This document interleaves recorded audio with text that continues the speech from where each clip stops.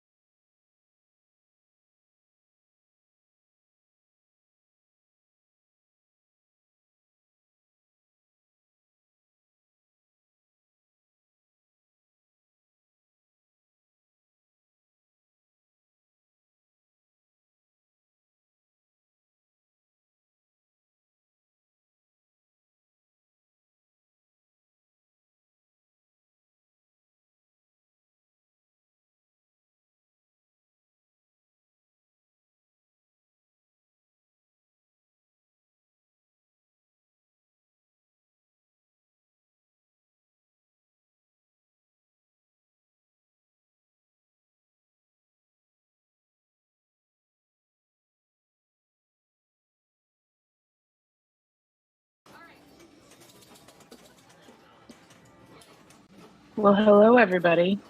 Hi. We're going live with re-stream of the 2022 Silverbelle Brawl at Pintastic, New England. And we're going to get to see some pretty exciting Flip Frenzy pinball and a serious match of match play finals. And we're psyched that Backhand Pinball hosted this with us today. Mark P recorded the day of and has selected some good stuff for us all to watch and comment on. And we have three of our Boston Bells and Chimes organizers and tournament directors here today. I'm Sharon Havenstrait. You all want to introduce yourselves? Sure, I'd be happy to. I am Allison Flintoff, and I was more behind the scenes for this Silverbelle Brawl this year. This is actually my first time seeing a lot of this gameplay. Well, good to have y'all. I'm Stephanie. I am our resident artist slash recent organizer for the Bells also. So happy to be here. And yeah, this is from Pintastic in June. It was June 26th this year. And it felt pretty recent because the last one was in November. So yeah, it was more back to back than it would have been if it were just at the same time each year.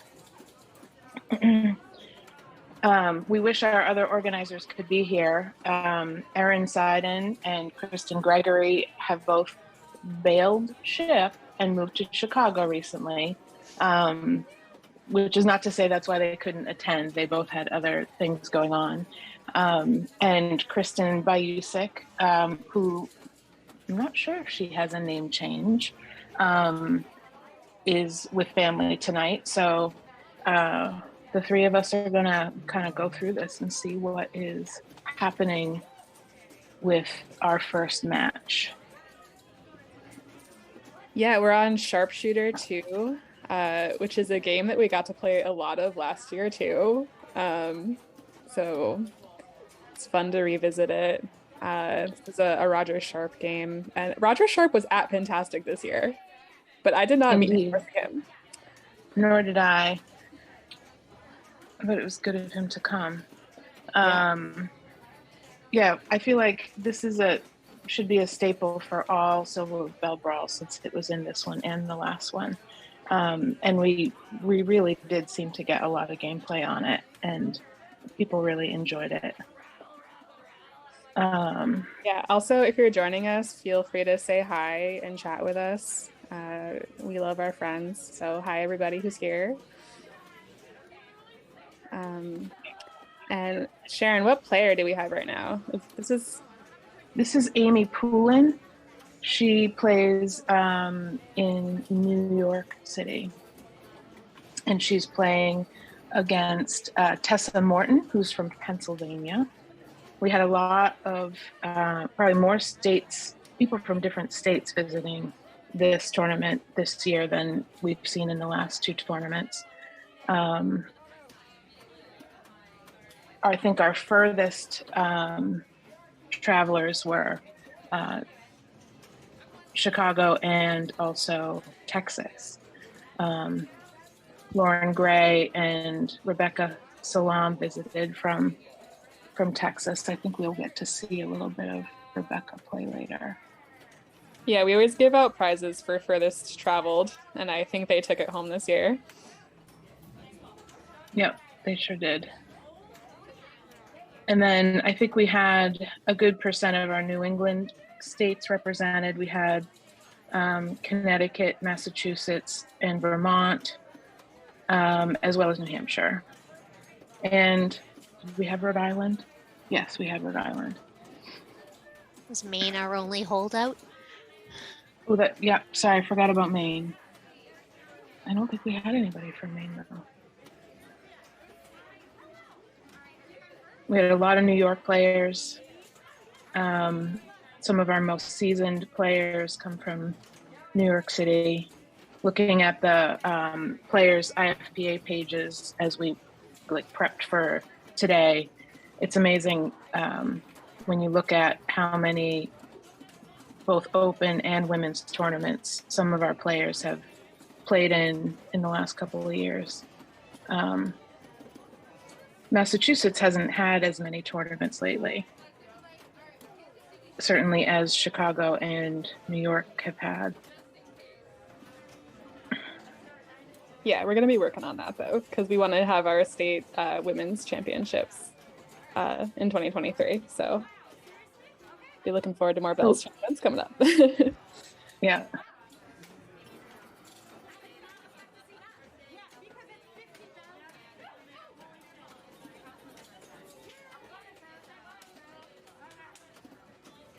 Yeah, they're having a pretty good game here. This is still pretty early on in the tournament, so we've been playing Flip Frenzy for the Silverbelle for the past couple years because it's a really, really fun big tournament format. And it's really kind of chaotic. It works well with the crowd sizes that we tend to have, where we had, the smaller crowd back in November, and then we expanded it for the spring. I feel like this was a format that fit both of those sizes pretty well. Yeah, and we had to keep our tournament pretty small because of COVID last year, but we were able to make it bigger this year. So we had 36 players total. We weren't able to capture everybody on the stream today, but we got a pretty good selection of people. And it's fun to see everyone in the background too. There's Sophia.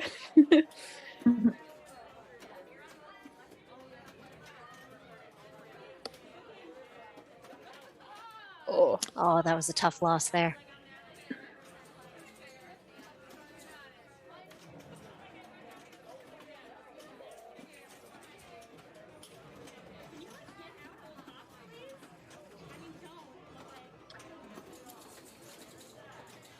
And she didn't have to play her ball 3 because it looked like she finished with a higher score at the end of her ball 2. So that ends it for that match. Yeah, Mark, we're not hearing any of the game audio on our end.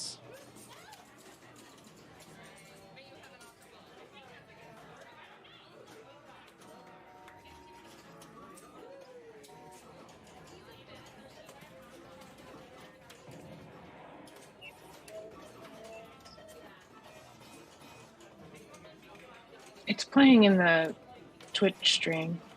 I think, yeah, it's just on our call. Oh, okay.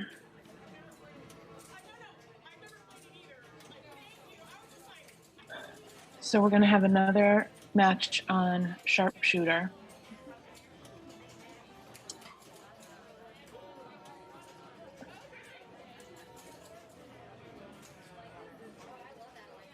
Does anybody understand what they mean by "you are not insured" on this game?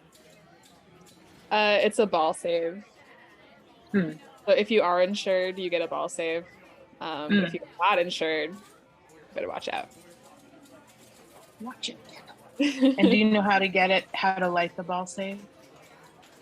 Does it say in our little notes? Yeah. All I remember is that last year it was broken and it kept telling us that we were insured and we were not, and everybody kept losing their balls. Oh no. I was like, I want my money back. I'm fine with not being insured, but I need to know.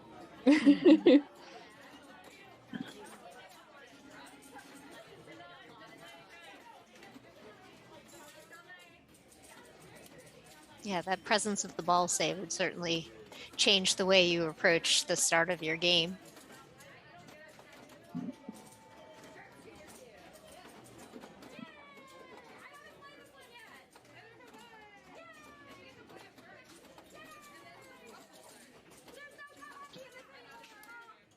Oh, Mark, did you lose your bandana? Tragic. That is still Roger on the back glass, and also his damsel in distress. Although no, she looks pretty badass actually. She's not super distressed. Yeah, I'm not sensing any distress from her whatsoever. She's got herself taken care of. Should be causing distress.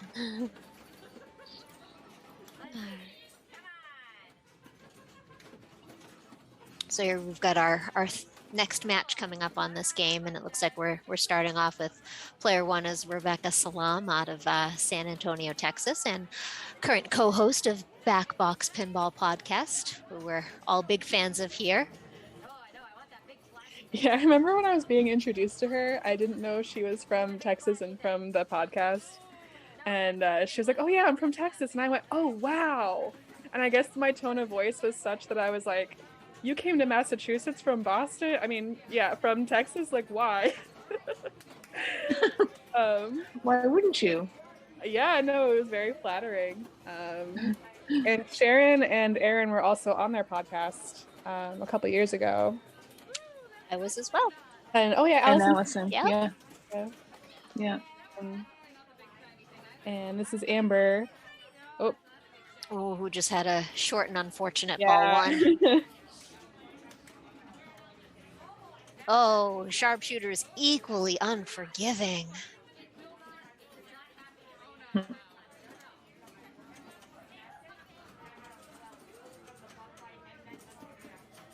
I'm not sure who. Oh, that's Rebecca. Although I'm confused because it says that Rebecca is played Casey Gallagher in our notes. So it's Amber. Oh, that's all right. Okay, no, I'm sorry, Amber. I think you're looking a little bit further down, Sharon. Oh yeah, I just jumped ahead. That's okay.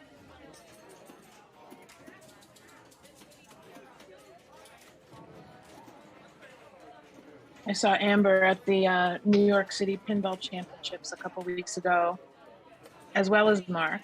Saw both of you guys there. Amber did some scorekeeping while she was there and competed in. I know she competed in the women's tournament, and I would guess that she competed in the open tournament as well. It was a good time. The venue was great. It was in a building in Industry City, Brooklyn. The neighborhood was just very, very cool, and lots of good food to eat, and pretty cool design and architecture. And the NYCPC space was right up there. It was just awesome views and plenty of room, and they put on a good show. The game selection was awesome. The games were mean.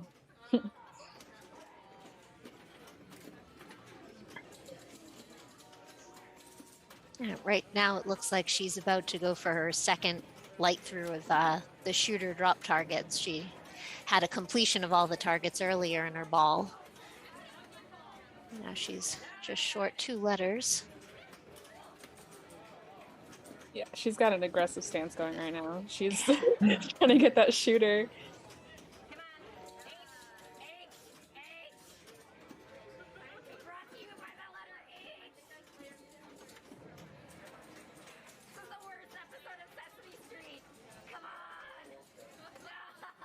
I haven't played this game myself very much, but it's like Sky Jump that we have here at home.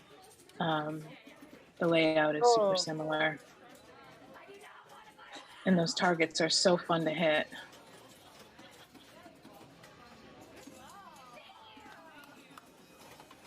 That was a really good ball for her. Yeah. Mm-hmm. I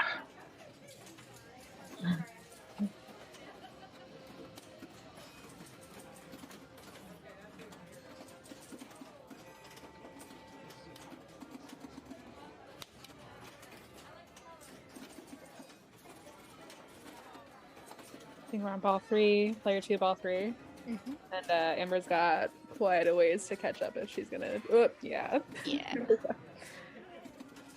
She's not going to waste any time, though. Here she goes.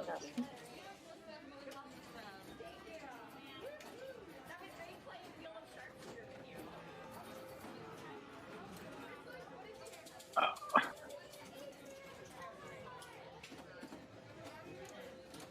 That's gonna be it for Mr. Roger Sharp for now. Dun dun dun dun dun. Now we revisit him in the finals, don't we? No spoilers, Alice.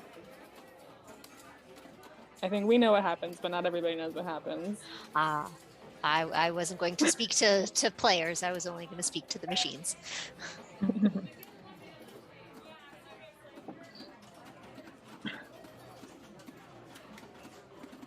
We also have a ton of other people that we need to thank for the Silverbelle too, including the Western Mass or Southern New Hampshire Pinball Club, the Western Mass Pinball Club,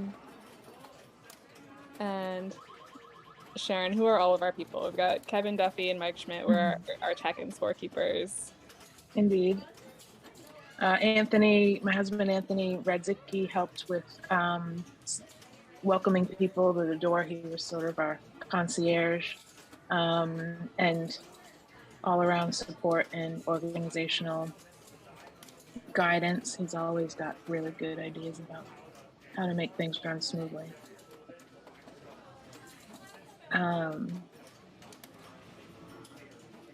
Fantastic, putting on a show like this year after year and helping it to grow and helping us to be sure to have a good space to host our tournament is really exceptional. We couldn't do it with them and the clubs.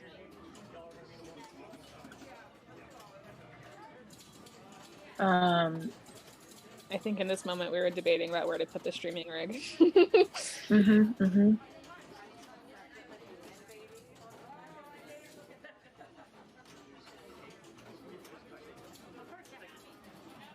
And there we go. Where are we going? Nobody knows.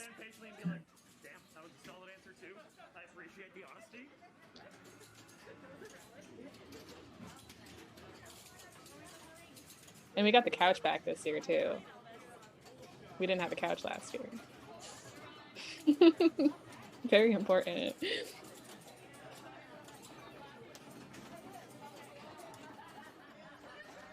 Is Mark's backhand drag still in his pocket?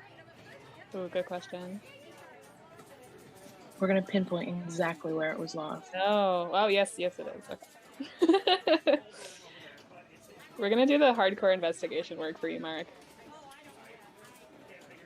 My roommate is a criminology major, so I've got a leg up.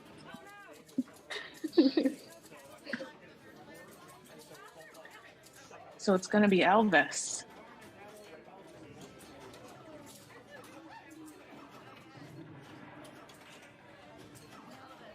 I did not get to play Elvis.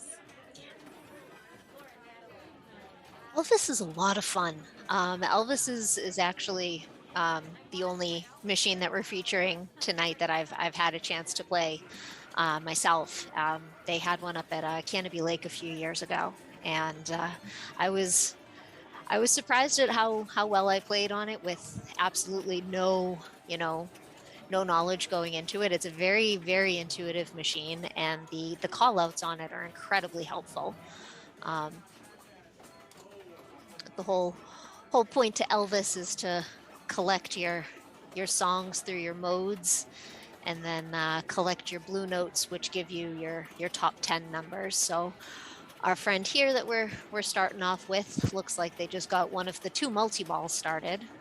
2 of the modes are multi-balls, Jailhouse Rock and Heartbreak Hotel. And this is a 3-ball multi-ball, so I'm pretty sure they got Heartbreak Hotel started. Yeah, I can see the display. That's what they've got running. Yeah, is this Lauren? This, according to what I've got in front of me, this is Natalie Johnson out of Chicago, Illinois. I think this is Natalie. And then we've got... That might be Lauren. So Lauren Diggs out of Albany, New York. Yep. And that is Natalie. So I think we're on the right match. She just verifying the order. Yeah, she just locked her first ball for Jailhouse Rock multi-ball. The exit there of the loop has a tiny little, I don't know, it's not quite a saucer, it's more like a catch that'll slow your ball down in certain times of gameplay. Yeah, which makes it easier for you to use that upper flipper. So she just started the Jailhouse Rock multi-ball, which is a 2-ball multi-ball. But if you hit the scarf target up behind the light up that says King, it'll give you an add-a-ball.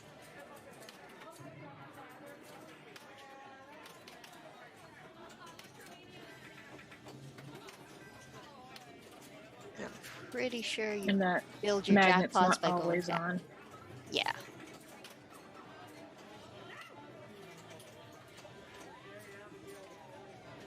This is a Stern game, which is fun to see, like, the newer Sterns versus the slightly older Sterns. Yeah, and it's a Steve Ritchie game, so you can see a lot of the similarities between this and some of his other games, like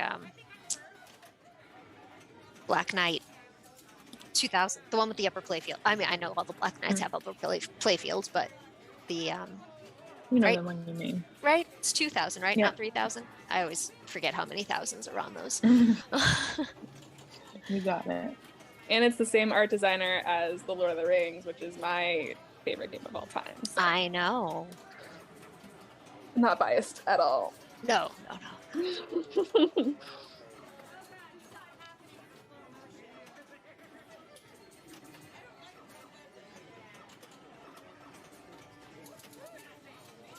So she's already got one of her modes completed, and oh, she just got one of the gifts from Elvis. What's Elvis going to get? Oh, Elvis is gifting her video mode. Nice. I think there's 5 gifts that Elvis gives you throughout the game that you can collect by either lighting up the Elvis letters, earning them from the King Light Up and the Scarf Award. And the video mode is one of them, obviously. There's a King mode that King Light Up brings some extra scoring into. And then there are these encore letters on the back of the machine, which gives you essentially a ball 4 at the end of your ball 3 if you light up encore. It's 35 seconds of unlimited scoring, 4 balls.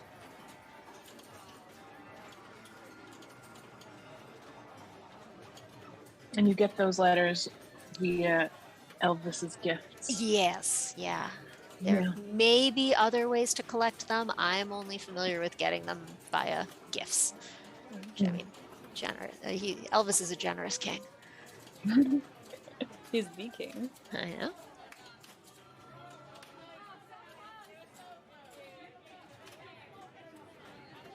So she's got her jailhouse mode completed.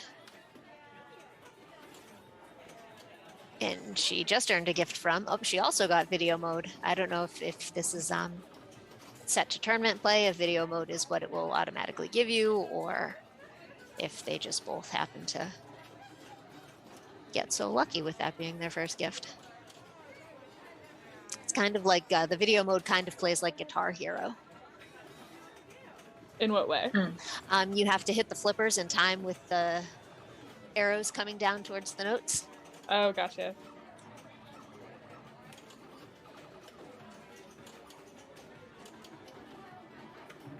You want to hit the flipper when it gets to the bar on the left, like the fret.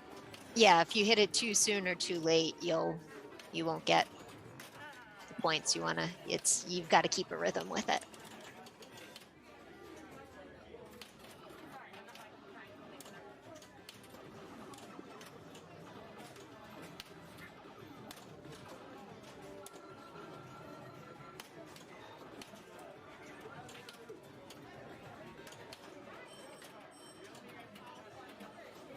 She's not in a mode now.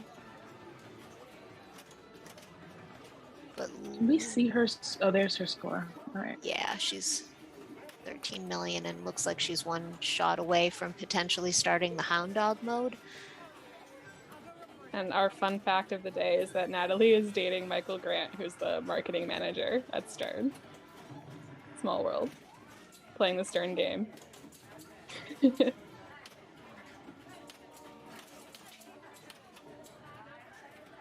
Oh, she completed all Shook Up, I believe. Or is in it.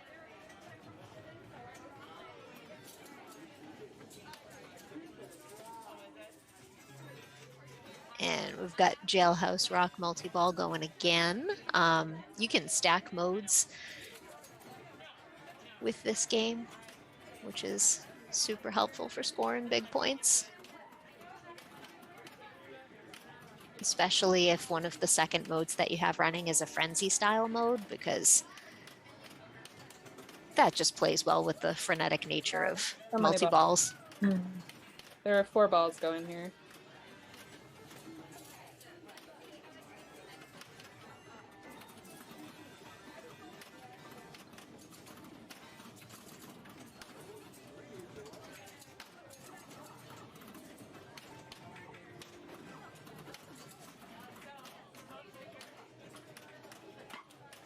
She's got 2 coming back. Keeping 2 alive. Oh, make that 3. Yeah, 4. she is lighting this up.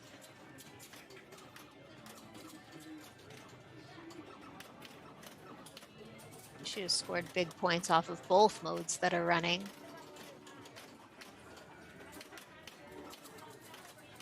And there's a Scarf award that gives her more time. I think I'm going to assume to both of her modes. She also just lit up the TCB award, which when you get those TCB targets lit up, that gives you double scoring for 20 seconds. So we should...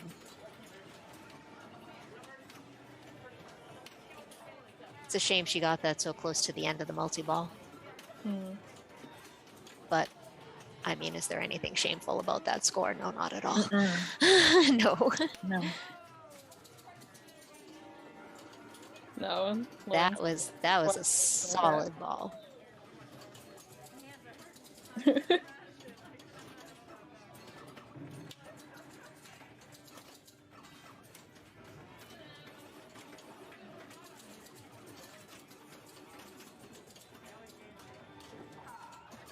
The game also has 2 different skill shots. You can do a controlled plunge skill shot to the Elvis targets.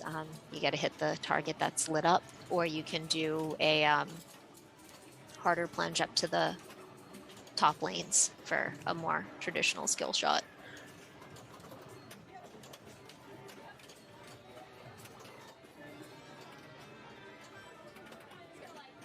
Thanks for all those fun emojis in the chat. From Pinball Daddy. My actual father told me that he was going to watch the stream tonight, but I don't know where he is.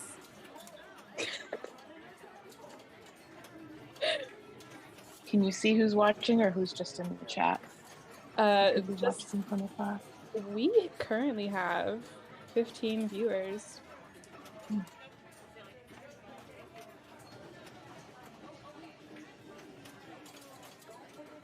But no, we can't see who they all are unless they talk to us. So feel free to talk to us. Welcome. Elvis has left the building. So Lauren's got work to do, but she is building points pretty quickly. Well, we're on ball 3. So yeah, this is ball 3. Yep. Yeah. The thing with Flip Frenzy is if you're in the lead, ball 3 player 2, you can just plunge your ball because there's no point because you want to keep it moving. Mm-hmm.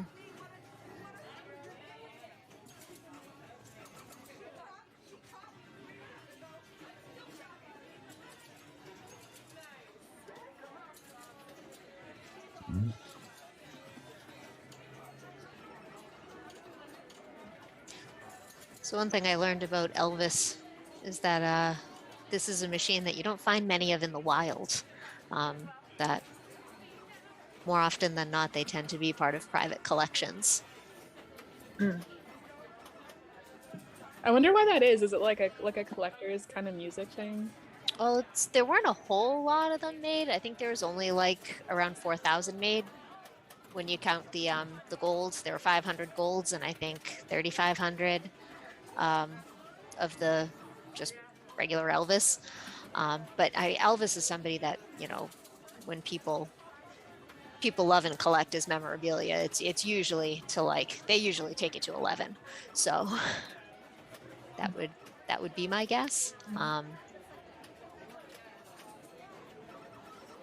This match we have Kate from New York City Bells, a super stellar player against our own homegrown Abby O'Connor from Boston Bells.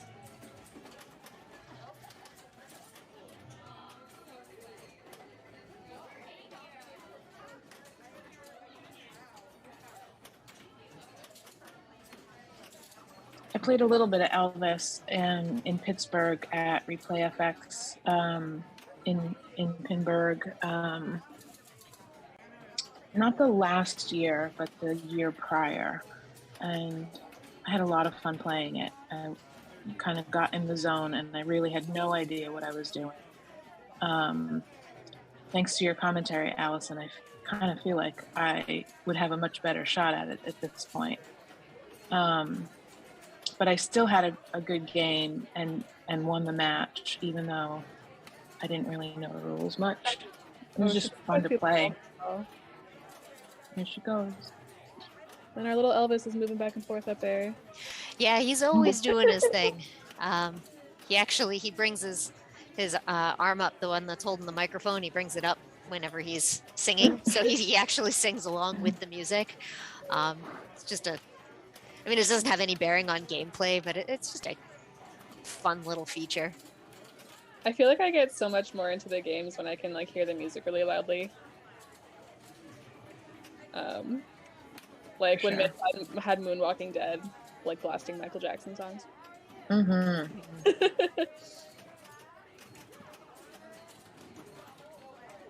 I miss that game.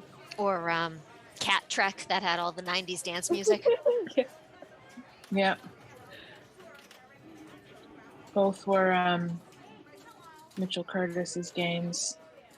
I remember the Bells tournament that I won at A4K that one time. I felt so in the zone because Roxy's was playing like 80s, 90s music really loudly. Mm-hmm. And I was so into it. It was responsible for your win. Mm-hmm, really pumped me up. I want to say that was when Roxy's made a custom playlist for our pinball tournament. It is. They made a couple. I have it saved on my Spotify still. Yeah, they were good. That was Amanda that still manages A4Cade and has always been so welcoming. So Kate's got the 20 seconds of double scoring running now from the TCB targets.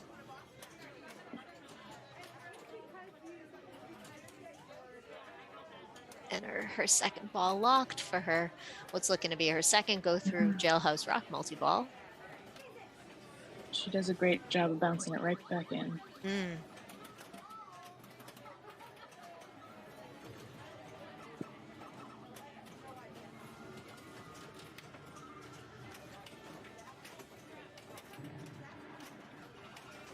In case anyone is curious, I just put the link to the playlist in the chat. Oh, nice. Pump up jams, 90s jams. Yes. I don't think we put an updated link, like a fresh link to this on any of our social pages. I wonder if we're going to do that. I did. You did? The stream? Yeah. Today you did? Yeah. Oh. Where am I, sleeping? I got you. Oh, hey, Julia.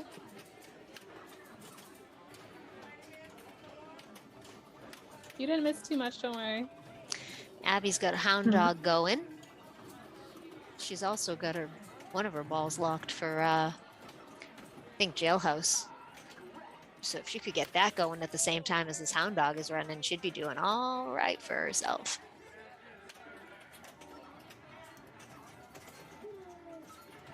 She's also one ball away from Heartbreak Hotel multi-ball.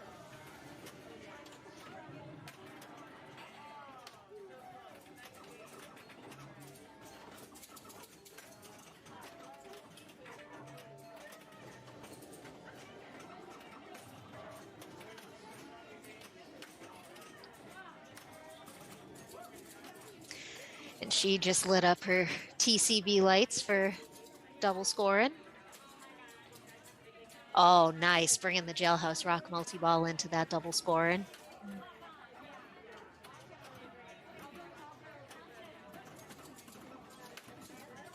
And if she can hit the scarf target, which is up by King, she'll give herself a third ball to this multi-ball.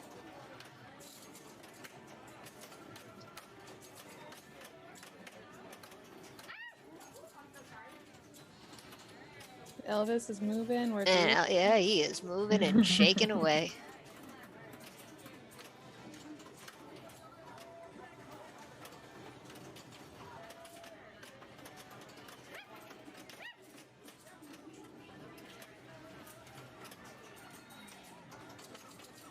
Making a lot of progress on the jailbreak.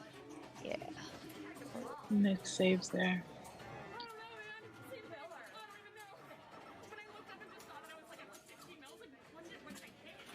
That was a great score. She got a lot done in a short amount of time there. Good she did. competition. Great progress.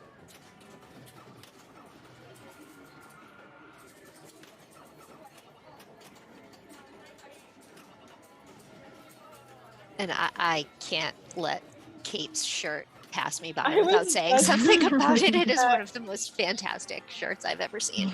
You literally just read my mind, Allison.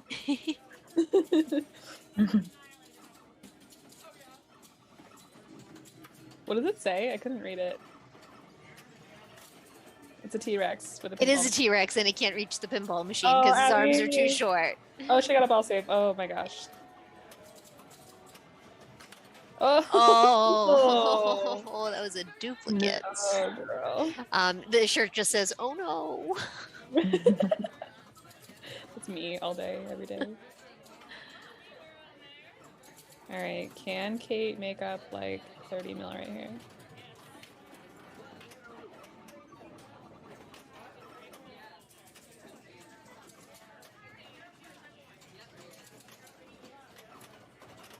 Oh. And Elvis left the building. That's, I think, a little bonus you get at the end of your ball 3. Nice win for Abby. Excellent. Yeah, nice job, Abby. That's some really strong playing on Elvis. Oh, hey, Jody. Glad you could join us.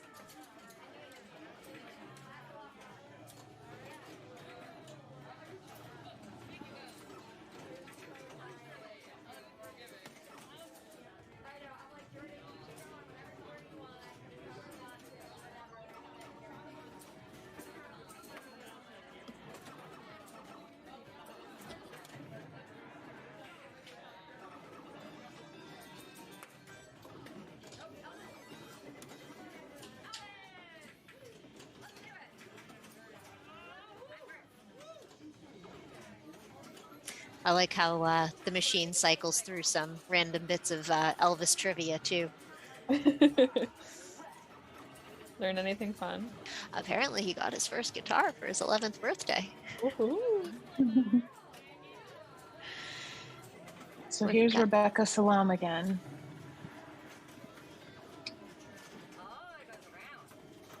I'm sure she's going to bring it. Mm-hmm. She just got the hands-free skill shot, which is that upper level skill shot.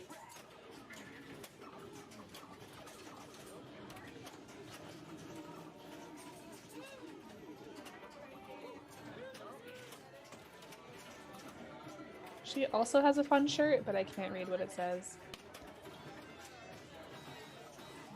There is no shortage of fun shirts in the Bells and Farms. Oh no. Mm-mm.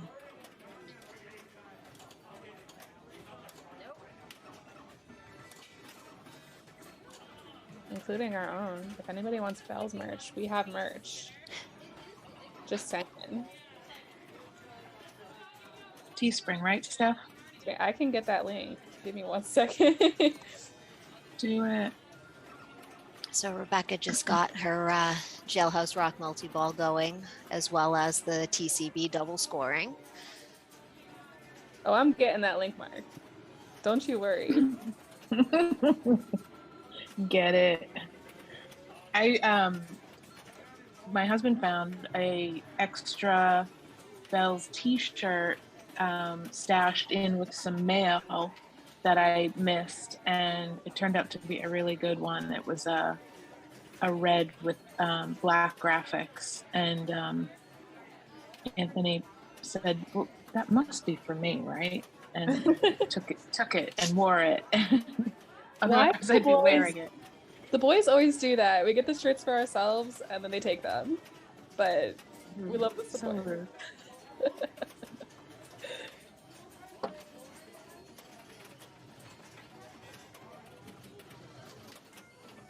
So Anthony's sporting the red shirt now, is what you're saying. Yeah, he is. He's probably wearing it right now. He's not here, so I can't see him, but I'm pretty confident. It's because they're so comfy, and they're so cute, and they're so nicely designed. Indeed. I have my hoodie on. I practically live in that Bells hoodie.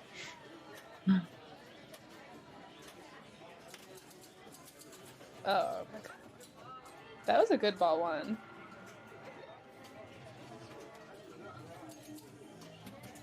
All right, who do we have facing Rebecca? This is the match that should be Casey Gallagher. Yes. Yeah. I don't think we know where Casey is from, though. We had so many new players this year, and we don't know all of them. Casey, if you're watching, tell us where you're from.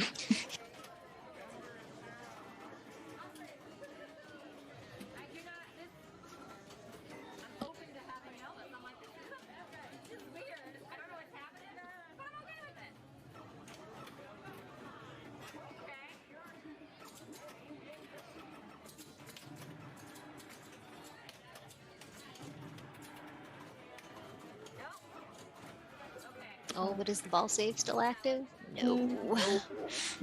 Just missed it.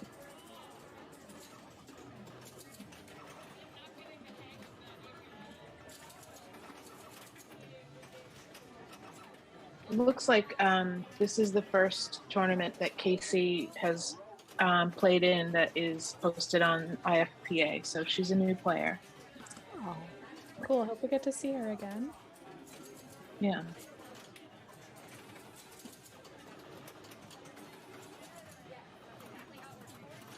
There were a few players. I think there are at least 2 other players who joined us that are really brand new to pinball and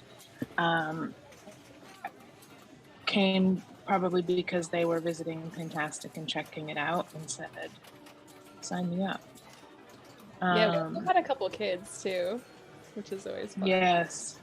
They showed up bright and early in the morning and said, "Can we get in on it?" Because in addition to giving away prizes for furthest traveled, we also give away a prize to the youngest player at our big tournaments. who was our youngest player? What did they come in at? She was pretty young. I want to say she was probably like, I don't know, like 10 or 12. Oh, good for her. Yeah. I don't know if we have that information anywhere, but they played well. They were good sports about it. And they both are not, those 2 were not our new players. Those 2 actually compete pretty regularly. Yeah, they're very good. Like, I was intimidated. The younger players, man, the youth and that hand-eye coordination, they just excel at this game. They have a fire and a zest for life that I need to get at.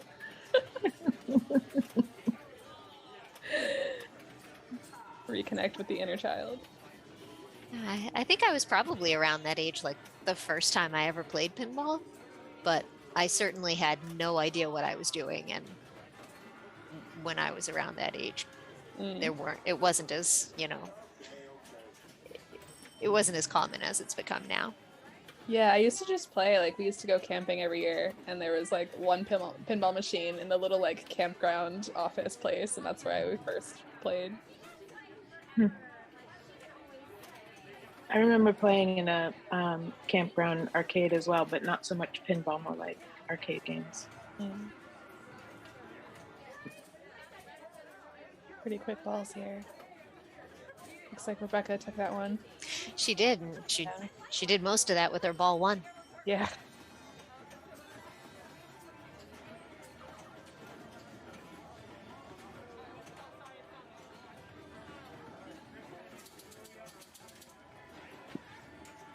I think we've got one more round on Elvis. Yep. One more for the king.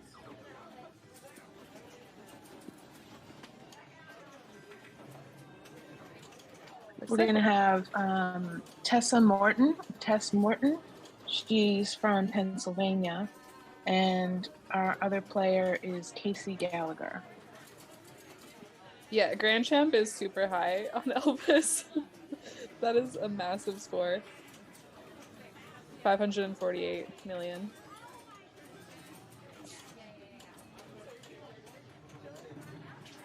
Let's see what the initials are if we know who it is.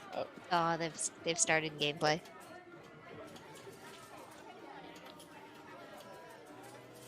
Hey, welcome.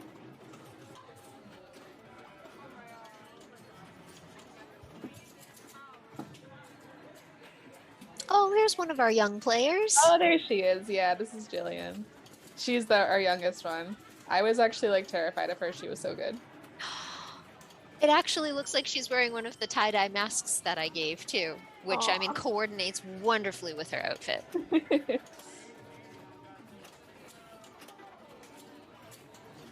That was awesome. You did that, Allison. I still have some extras if you want them. Oh, no, please. That's... Goodness knows when we'll need to use them again or continue to keep using them or what. I'm flush with masks, so we can keep them for future Bells gatherings. Okay. Awesome. They're the kind that I still wear every day to work. Nice.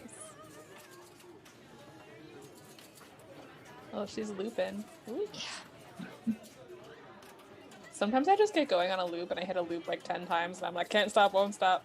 No, don't. Right? It's all you can hit. It's a shot like that. That's one of those just make them wait shots. You find something that you can hit and you just keep on hitting it, and whoever you're playing against, you just make them wait. I am hitting this shot.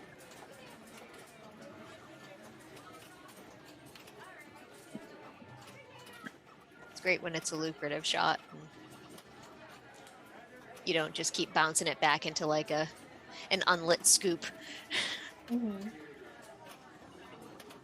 She got the 2-ball multi-ball. Oh, she got her 3rd ball. Wait. Oh no, it's just the mirror in the back. I was optically confused. So the upper playfield for this game is actually a clear upper playfield, a translucent one. So it does give a really weird mirroring effect.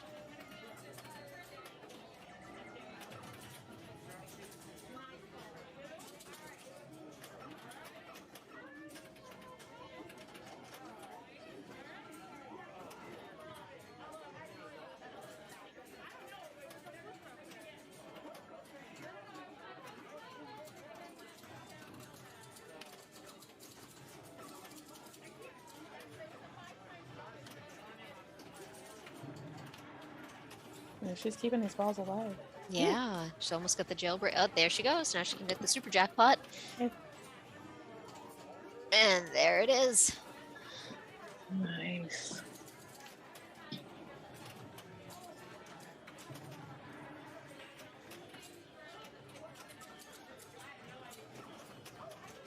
Ooh.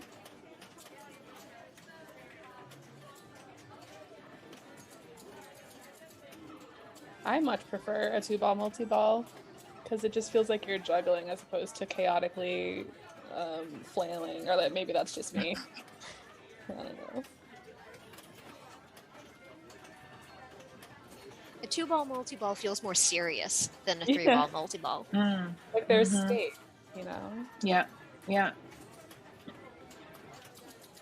Too many multi-balls and I lose it. Like the only once in my life have I gotten the 6-ball multi-ball on is that Aerosmith, where you lock all those balls in the toy box and they all come out at once, and it's just yeah. That Also, is pure chaos. the pizza That's like the on turtles. Raiders of the Lost Ark, Indiana Jones. I think it's 8. Oh, that's too many. That they fill up, like in the like in Aerosmith, they fill up in the chest, and then they all come out all at once. I love how intense Jillian is. That was just a look that she gave that out, Lane, and you know what she meant. Like you can't see her face with the mask, but those eyes. Yeah. Oh, you can tell that she's a much stronger player than Elvis is allowing her to be right now.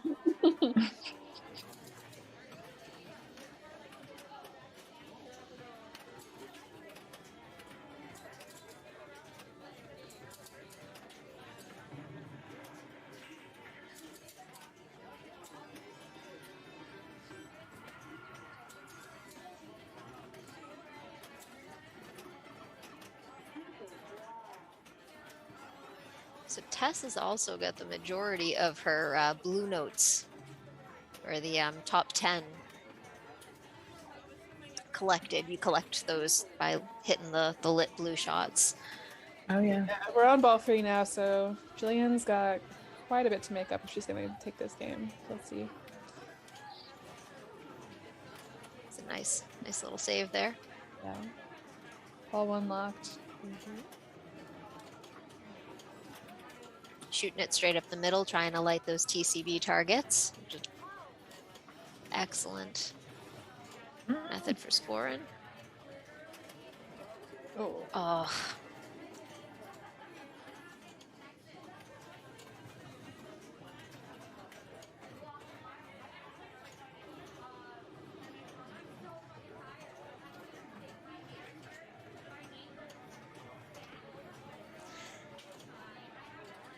Thanks, Elvis, for giving us some great gameplay.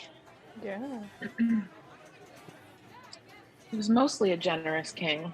Yeah, he is a generous and benevolent king. We're going to be moving the rig now. Going for our ride. I'm going to go over to Godzilla. Oh, I was going to say any guesses on where we're going, but... Oh, no, I blew it. Sharon! I'm not alone.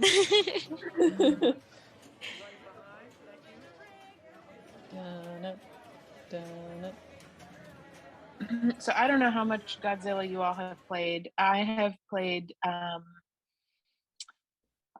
just a little bit at NYCPC a couple weeks ago and enjoyed it tremendously, but it was pretty short-lived. And it's a awfully complex game. Well, it's an Elwyn game. I feel like his games are always so layered with their rules and gameplay. Got an Elwyn rule set for sure. While we have the match play up, let's just like take a second to check out these standings, because like a lot of these players are not in the stream. So here are all of our players, and this was kind of like the midway point in the tournament. So like I was making my way uptown here. Yeah, look at you in the top 10. Yeah, I was getting up there and then I got really tired, but no spoilers. Oh. And who else? Stephanie Gita, another awesome player that always comes short. Yeah. Steph Gaida. Gaida, sorry. Yep, she's in the number 3 spot, and Rebecca's up there in the 4th spot.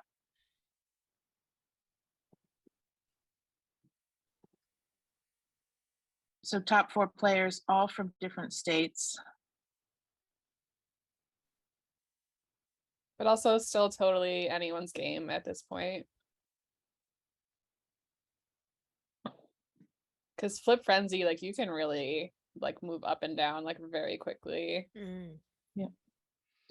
It's interesting to see if you look at the total number of games people have played.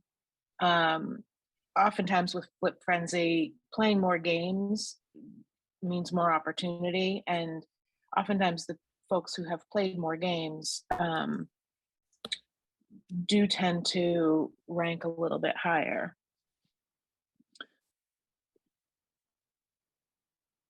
But that's not entirely true. There's always exceptions to that rule, and it really does matter how well you play and how well you know the game, which is always interesting. The clubs bring different games to Pintastic every year, so we oftentimes don't know all of what the games are going to be when we organize. I think we've put in a couple of requests, and they've been really cool about including games that we like in particular. But it's always fun to see what turns up. And I think Godzilla was added to the club room during the event. I don't think it was there when we got there. So that's a pretty exciting addition to this tournament. That always happens to us every year. It's like we're not expecting these like newer games, and then we get fun surprises. Like last year we got a Stranger Things really last minute. That was great. Yeah.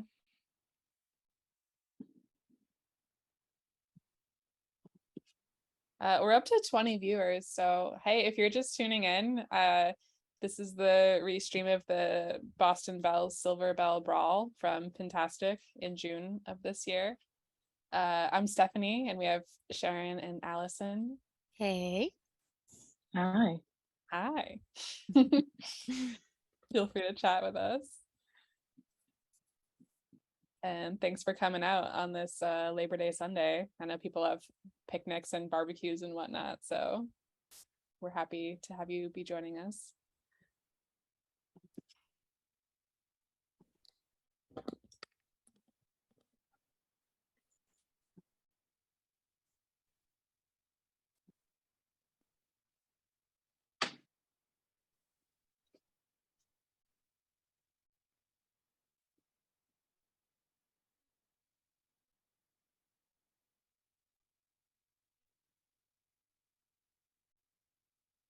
What are you guys doing tomorrow?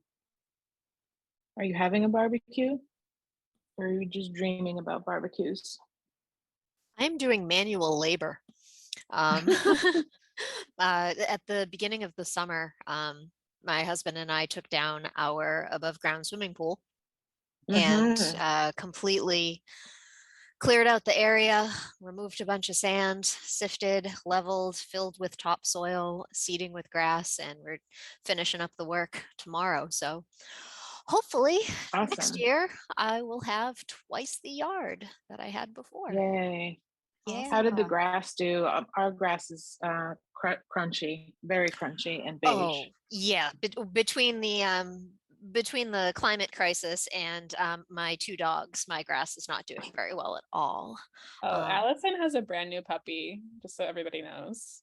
A very adorable puppy. He starts school on Tuesday.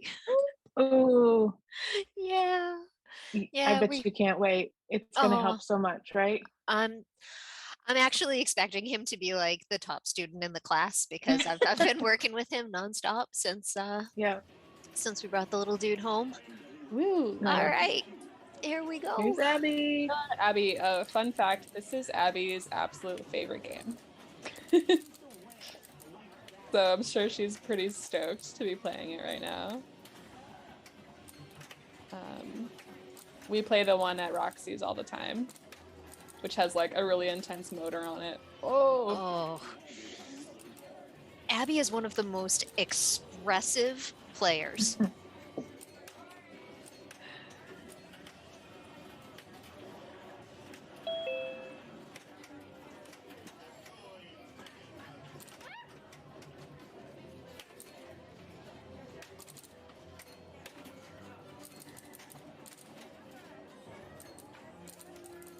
So I unfortunately have not had the pleasure of playing Godzilla.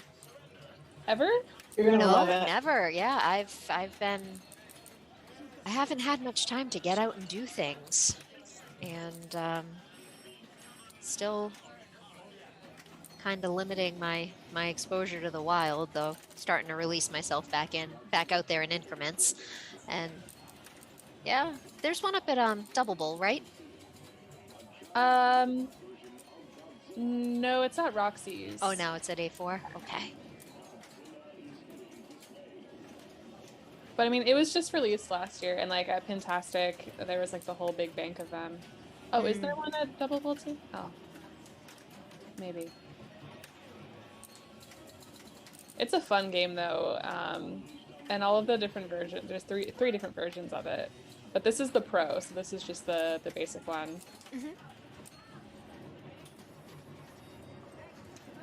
And you're playing as Godzilla. I love that magnetic Newton ball that they've got up there. Yeah, it's fun. That's really... Oh, she got the multi-ball. So it looks like she smacked that building a couple of times and then... Yeah, you have to shoot the building. There's a couple ways to get it. Okay. But the easiest one is to just shoot into the building. And it's a pretty multi-ball to get.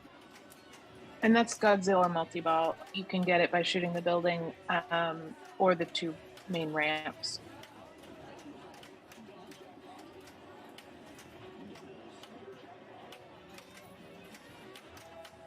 That's one of 2 3-ball multi-balls in the game. The other is Mecha Godzilla multi-ball, where you shoot the right spinner, hit 3 blue targets, and another spinner shot to start it. This game has a ton of modes. It also has a couple of 2-ball multi-balls. And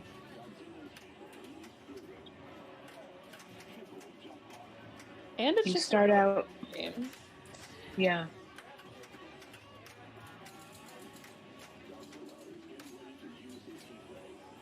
The art is really awesome. The art is by Zombie Yeti.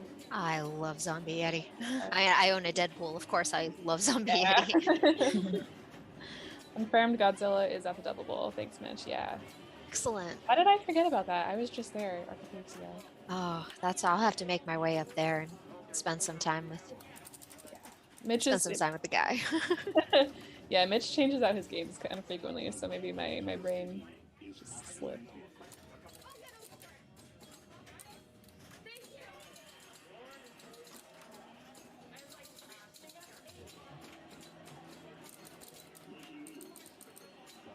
I love the old school animations. So fun. Yeah, I think I read that they've got clips from like 10 different Godzilla movies. Yeah, and there's little Japanese names on the sides too, and like one of them says Zombie Yeti like in Japanese katakana. Oh. Which is really cute.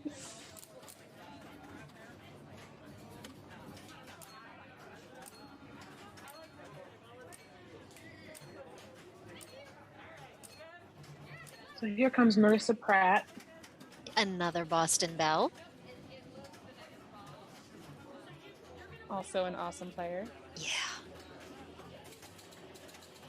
Yeah, Marissa's taken first place in our monthly Bells tournaments before, and Mark, 8 a.m. is a struggle for me too. Don't even worry about it.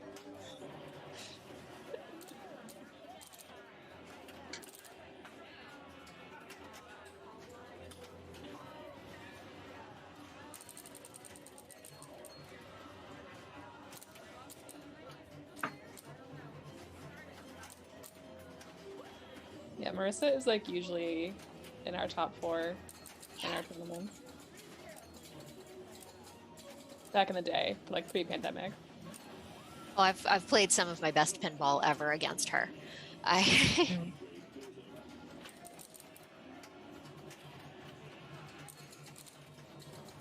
And she's somebody that I always feel like I learn a lot just from watching her play. Mm-hmm.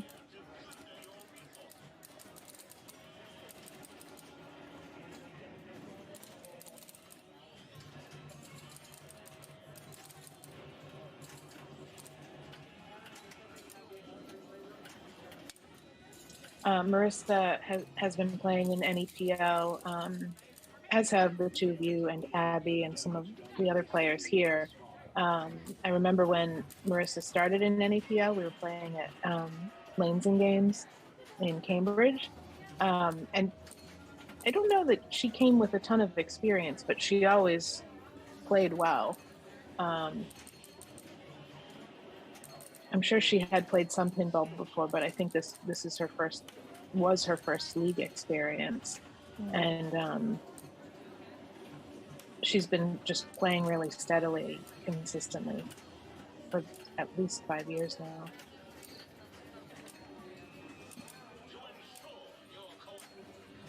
And she's played at a good mix of locations too. I know she played at Flat Top Johnny's when Mitch was hosting league there. But she plays a lot at the Wicked Pissa Pinball Pit at Chuck Webster's spot. So she's got experience on a lot of different games. Yeah, I realize if you're tuning in not from the Boston area, you might not know these places that we're talking about, but they're all kind of local Boston people.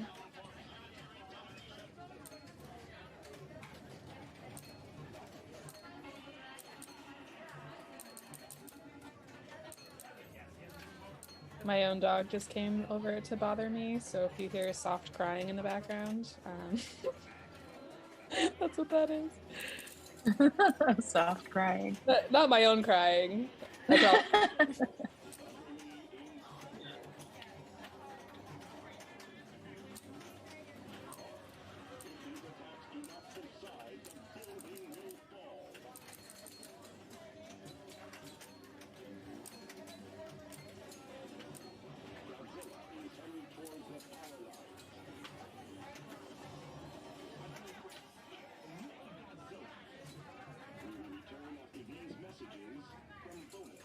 Not as much progress as she wanted.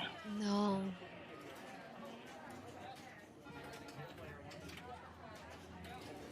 My screen is freezing a little bit. Is that for you guys too?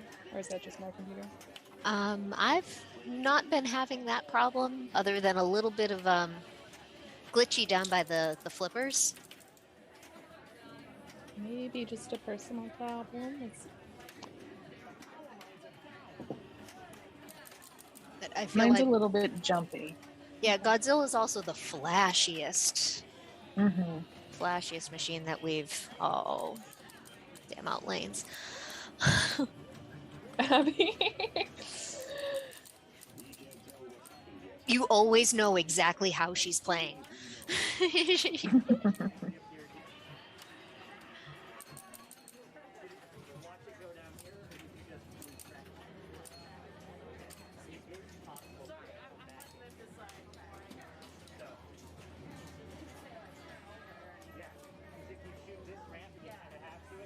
Mercy's just waiting patiently there.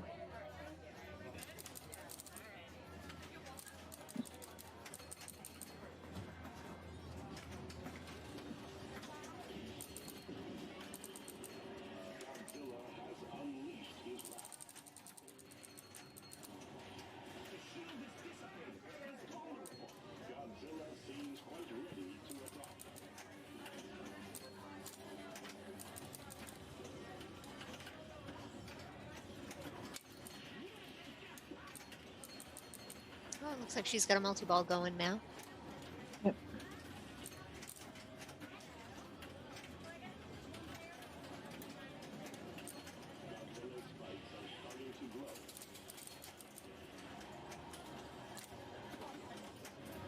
Do you know what earns the jackpot on this? How you build your jackpot for this game for the multi-ball, or have we not had? So if it's the looks like it's the Godzilla multi-ball, it's the ramps. If it's Mecha Godzilla,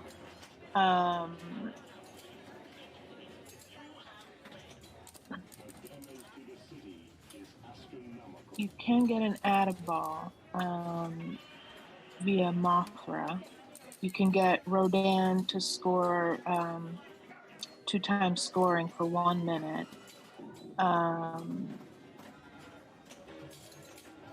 You shoot the ramps and blue lights for jackpots, as well as the super jackpot is a timed collect at the right spinner.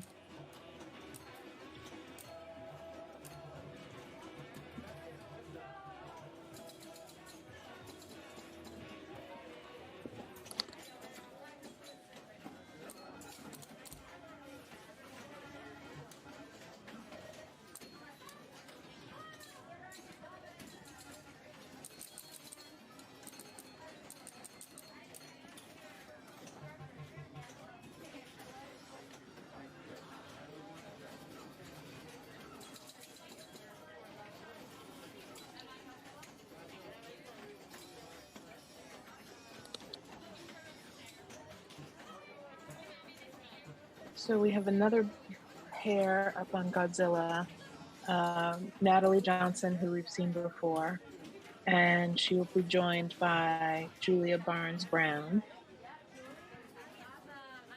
There's Julia. Sporting some Bells gear. Yes. Mm-hmm. I think Julia is watching with us, actually.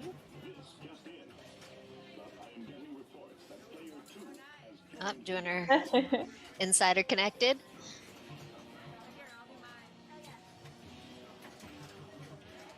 This was the 4th game to be launched with Insider Connected.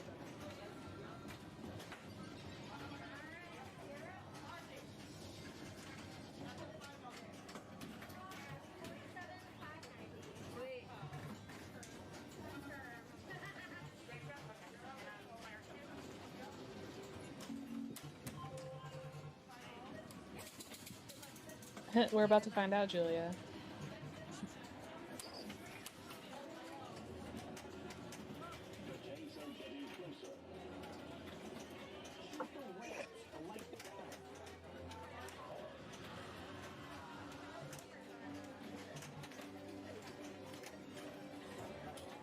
I always get that Blue Oyster Cult song stuck in my head also when I'm playing Godzilla. Yeah.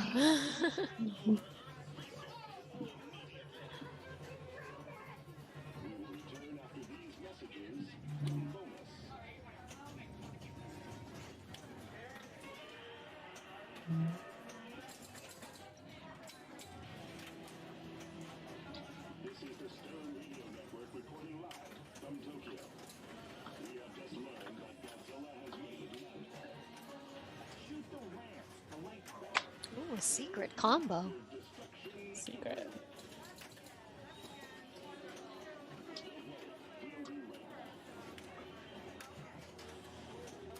All right, that might be one of my favorite ball save animations ever. The baby. Yeah. Get back in the fight. Back in there.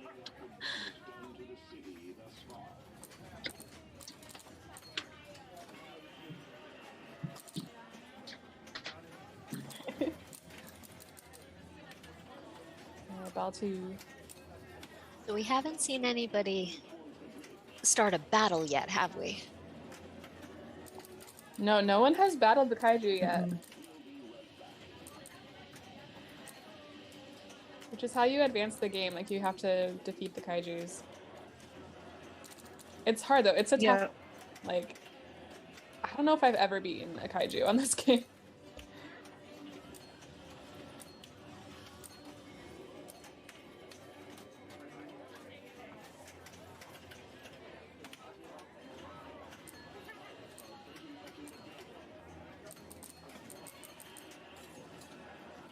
When you do battle and beat the kaiju, it allows you to advance to different cities. Everybody starts out in Tokyo, but there's London, I think it's Paris and New York. Those rams can be hard to get, but when you get them, they're really satisfying.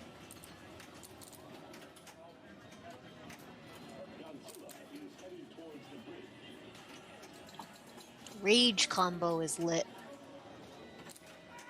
Oh, she also got a secret.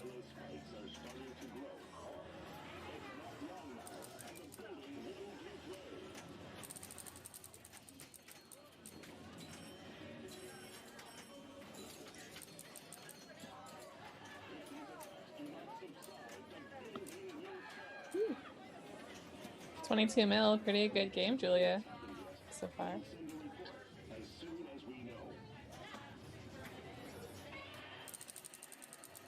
Steph's coming over to observe.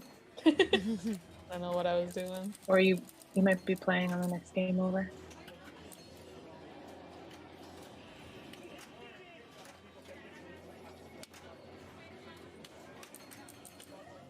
Oh, Bossy? Get back in there. No, hang in there. Don't let him beat you. And then he punches him in the face. Oof. Oh. Keep going. No, you don't turn away until it says bonus.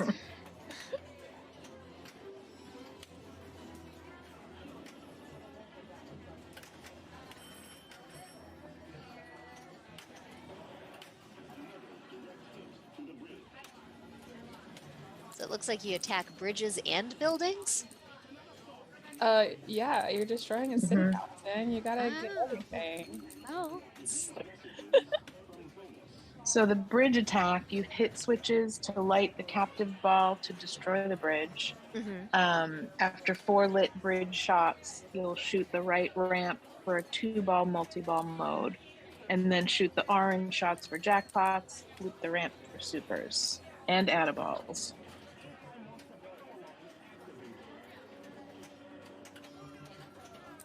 Julia says, anyone else try to mentally guide the ball on the stream, or is it just me? Yes, we do try to mentally guide the ball. You know, they say that, like, top-tier athletes will envision themselves doing the moves in their head before they do them, so maybe it's a good strategy. What are pinball players if not top-tier athletes? Exactly. Exactly. It gets the heart rate going. I get sweaty. I don't know about you. Oh, man alive. More often than not, I find myself saying, like, oh, I feel bad for whoever smells like that, and then I realize it's me. Do you say man alive before you say that? Yeah, I always say man alive.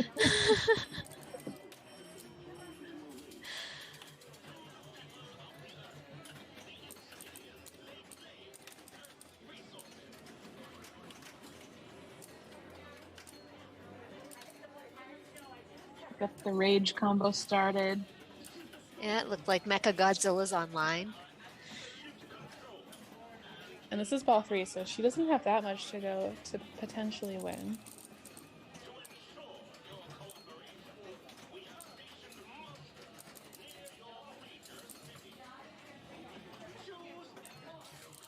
Okay, so we get to see a battle now.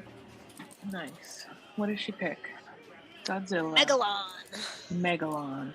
Battle for Tokyo. Flashing shots. Big points. It feels like Deadpool.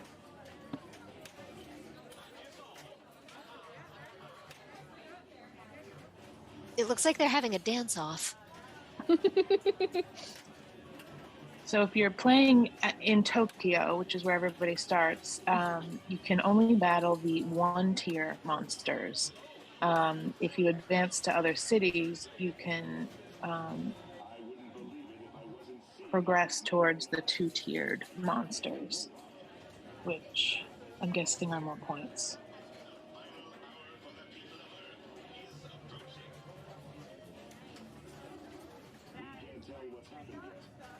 It's gonna be a close one.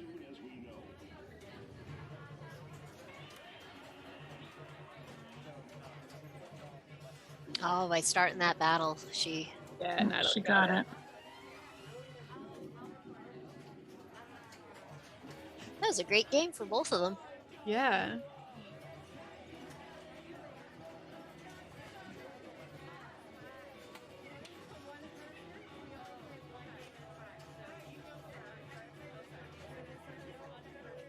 Oh, hey, Sharon. Who you texting? Beep, boop, boop, boop. Who knows what I'm doing? Very important business, looks like. That's the Bells hoodie, in case anybody was wondering. I love that one. It's the zip-up one. It's super soft. And the same graphic is on the back also. Mm.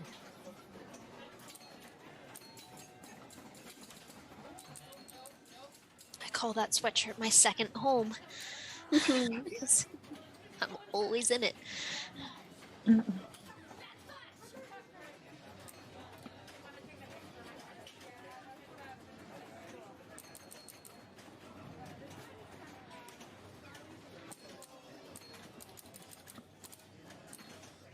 So we've got a couple more games on Godzilla.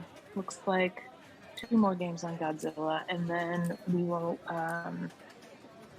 get to check out our finals. So as we've been watching these games, other players have been competing throughout the room to advance their standings. And here is... This is Tessa again. Tessa again, yeah.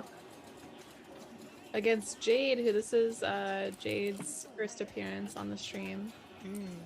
But second appearance at the Silverbelle Brawl. That's right. Yes.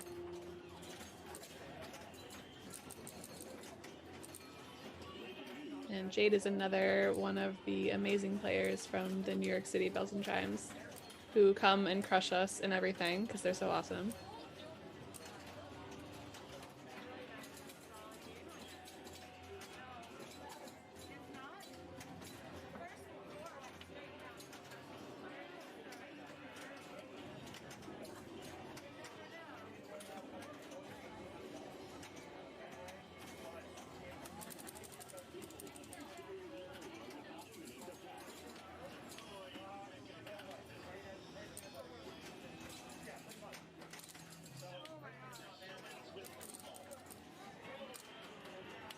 It's pretty good ball.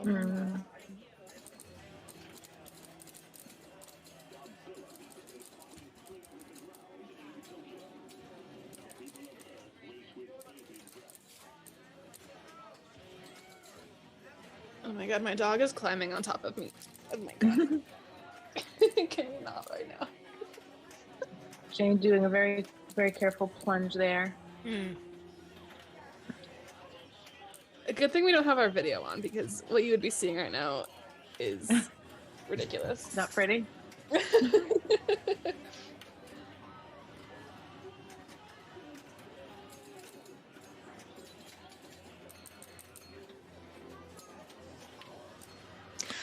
I can't get over that magnetic catch up there. Just the way it... Yeah. What about it, Allison? Just the way it grabs on and swings around and How do then you goes feel about halfway it? up that upper loop. And Tell it's me just... all of your feelings about the new ball. I can't. I just... It's so cool.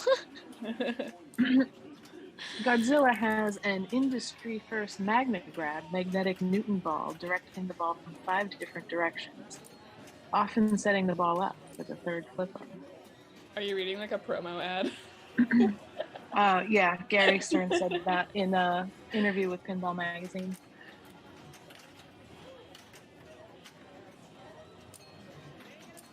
Nice save.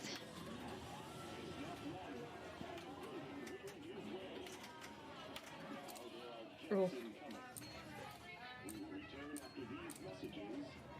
It seems like this is a game that also, I mean, it looks like it's incredibly fast, but it also gives the illusion of being even faster with all of the... There's Flashy. just so much flashing. Yeah. It is a busy game. Yeah, for sure. Yeah, I feel like over time you can begin to like sort it out and digest all of what's there, but as a novice player on this game, knowing like really where the shots are and what everything does and what all the cues the game is telling you is a lot to decipher.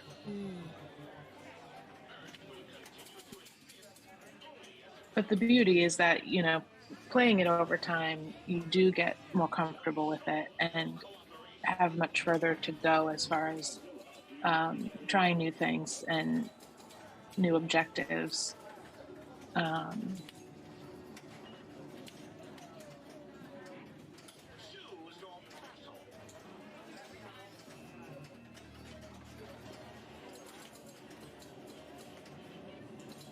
So she's got a power up and a battle started? Yeah, competing tasks. As you play, it will advance the Godzilla power-up meter. If the scoop is lit green and you hit it, you can choose a power-up of your choice as well. Okay. I think that's what she may have also acquired because it looked like it gave her a two-choice screen just before the battle selection.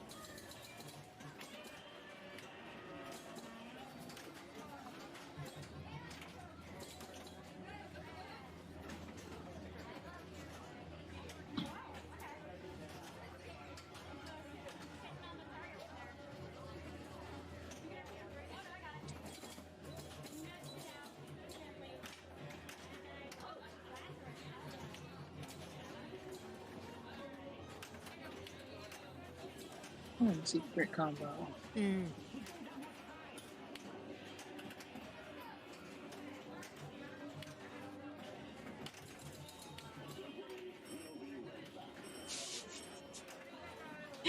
Oh, I love that ball save.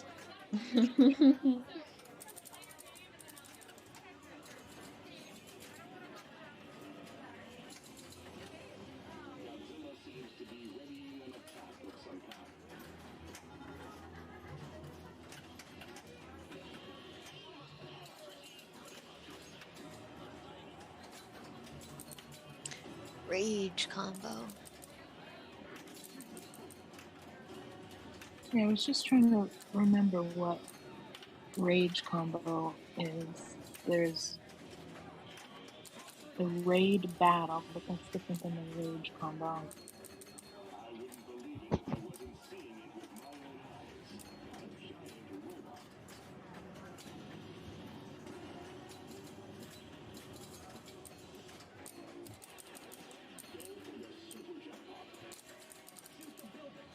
Extra ball, but gotta plunge that baby, sorry. And Godzilla multi-ball.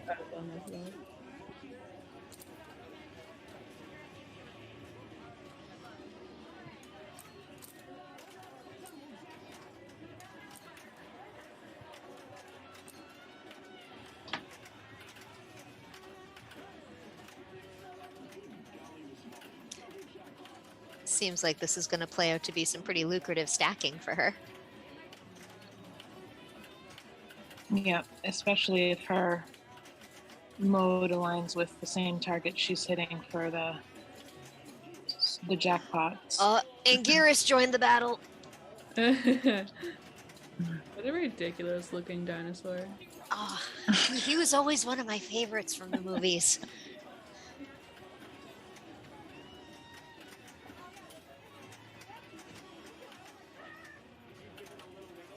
I only know Mothra and Godzuki.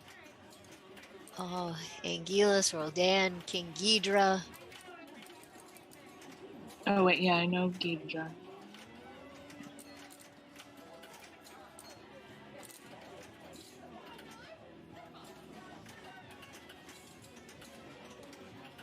She still has all three of her balls active. 3 times jackpot. Trapping up. Yeah, she is over 100 million now.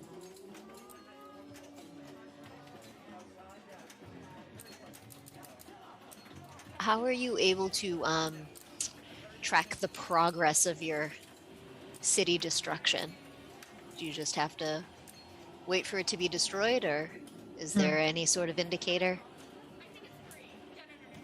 Or That's a good or question. Do we not know? I don't know. That is quite all right. I wasn't sure what that bar up at the in the top left corner of her display indicated. Maybe that's it. I mean, you got to be able to tell somehow.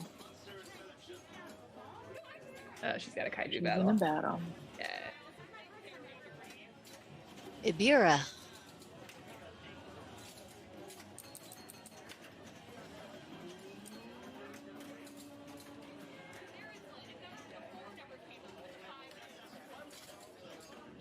Nice ball. Good Yeah. ball.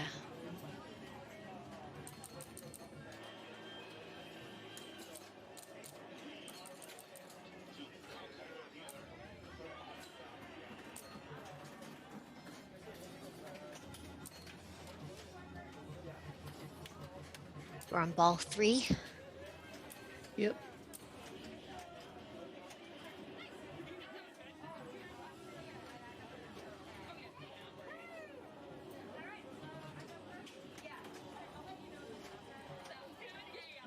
I noticed that the skill shot extended the ball save.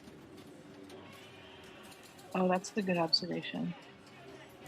I feel like that often is the case in Keith Elwin's games. I know it does that with Jurassic Park. I thought Maiden, but I could be mistaken with Maiden. And I just honestly haven't had enough time on Avengers to say one way or the other. I only got to play that a handful of times. Oh, Avengers is tough. There's also one at Roxy's. They're right next to each other. If you ever feel safe enough to go to Roxy's, Allison.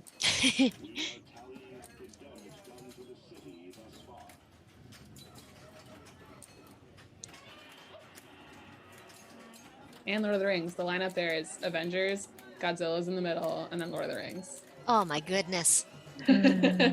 What am I doing home? Temptation. And there's an Avatar, which seems to be Mitch's like new favorite baby. So I'm not a big fan of Avatar. I definitely like the pinball much more than I like the movie, but yeah. I mean, I think pretty much everyone would say that. Yeah. But it's definitely not one of my favorites. There's a lot of papyrus font going on in the game. Hey, Erin. We're back from Chicago. So here we have Erin Seiden. Sporting that black and red Bell shirt that you were just talking about earlier, Sharon. Yep, the one that Anthony stole from me. I should say, I intended it to be for him. It's just that when I opened the package, I really wanted it for myself. True confessions. No secrets here. We've got Julia again.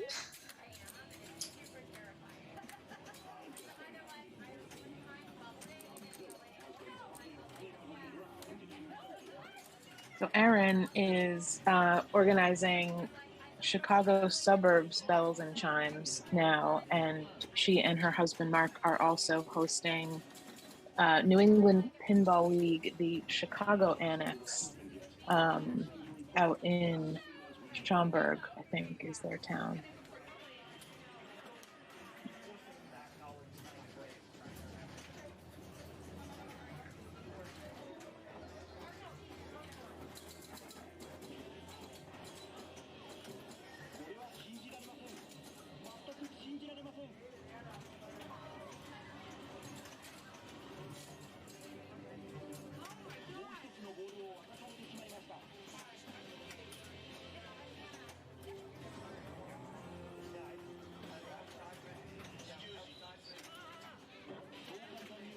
Anthony just messaged me, thanks for setting the record straight on who stole whose shirt.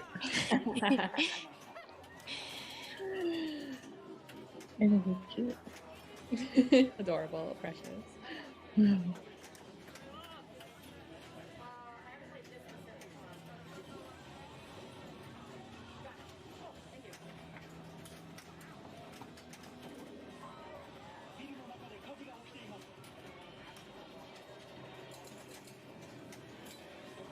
Are either of you going to be playing in the new league season that's starting very soon?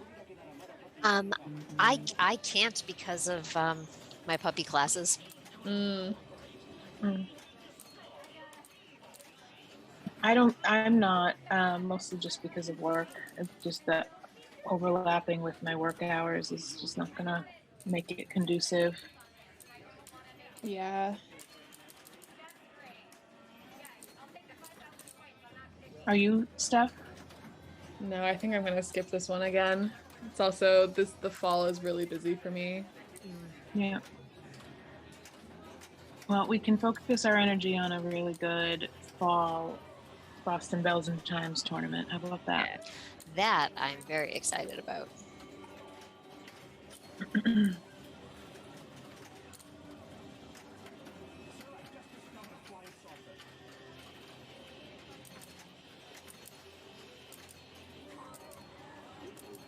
Allison, are there any locations that you would recommend for that would be on your top list of where to play?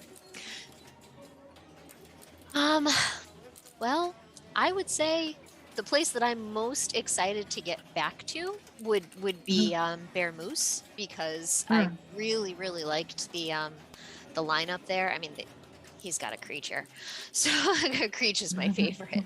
But the location, the setup, the lineup, everything about it was just it was one of those places that I walked into and I just automatically felt like I had always been playing there. Wow, what a compliment for Daniel and Ty. We'll have that cut that clip out and send it to them.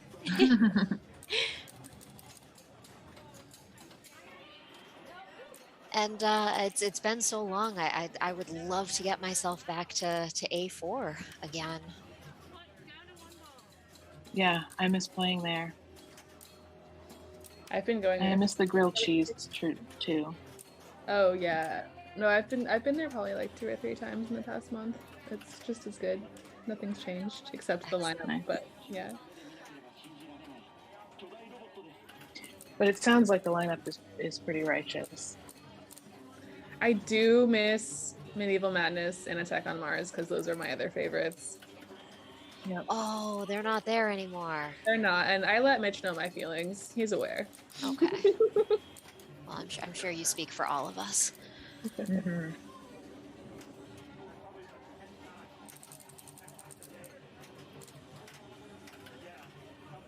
Salem Willows has had a Medieval Madness there that's always played surprisingly well. Do they? Yeah. Oh my god, I gotta get my butt over there. I didn't know that they still had pinball. I don't know that much about them. I know you've talked about playing there, and a few other NEPLers have mentioned it, but I've not ever been. How many games do they have?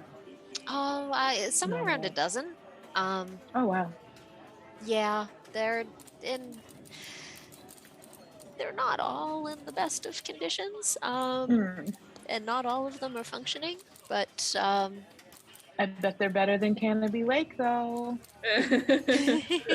Canopy. The trick to Canopy is you got to get there at the start of the season, because I think they only service their machines like once a year at the start of the year.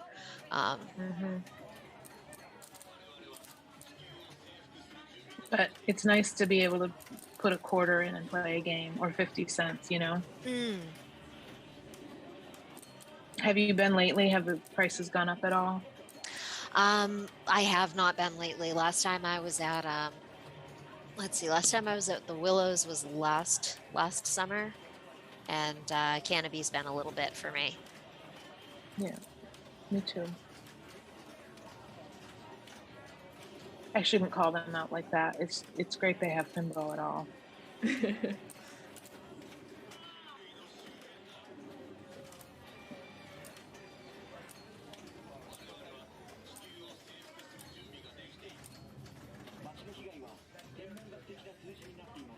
Is she a stuffed ball, maybe? Oh no, she ended her ball. Yeah, that was the end of the ball. Yeah. Okay. Julia's coming up with about half of Aaron's score, but from what I can tell from Godzilla so far, that not out of the realm of possibility. Nope. As they'd say, it only takes one ball.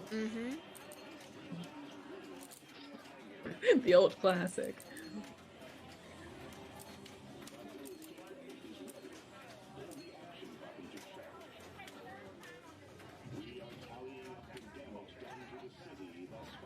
I don't think she was able to do it. No.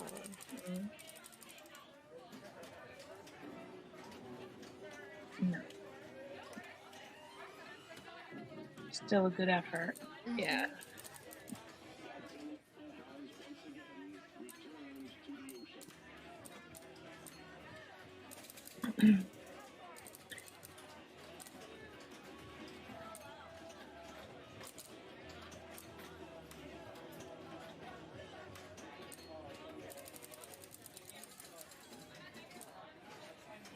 So we're gonna have one more Godzilla.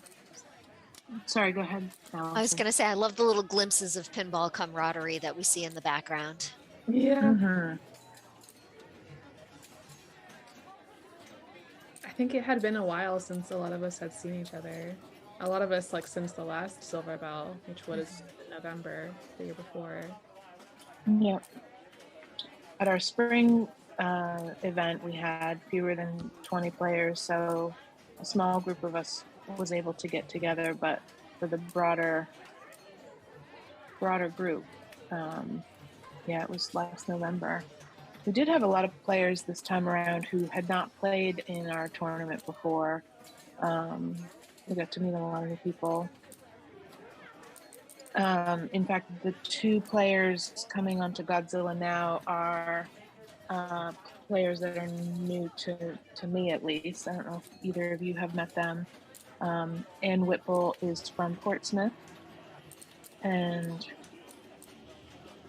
Jillian Cardy is our other player, new to IFPA.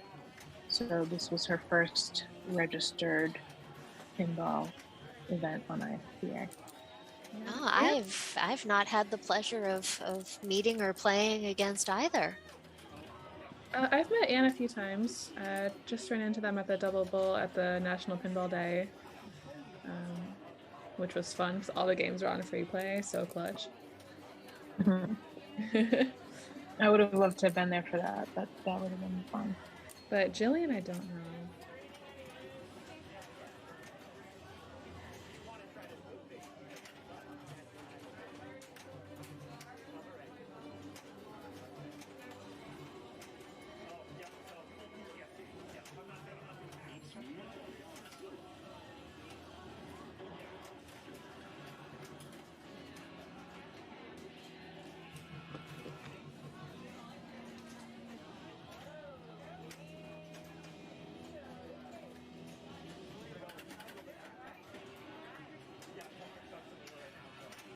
We can't tell what's happened yet.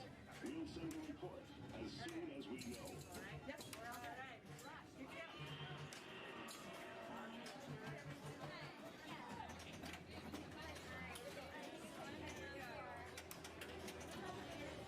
I wouldn't believe it if I wasn't seeing it with my own eyes.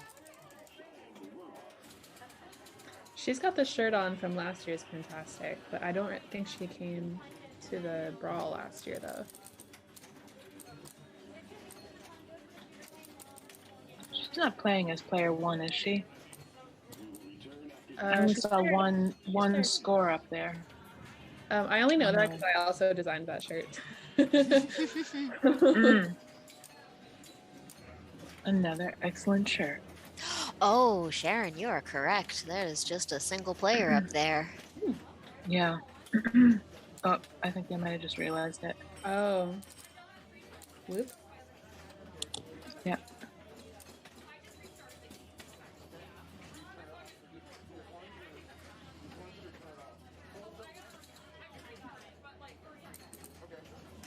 There's Kevin Duffy Kevin's stepping there. in. Just plunge out of it and start a new game.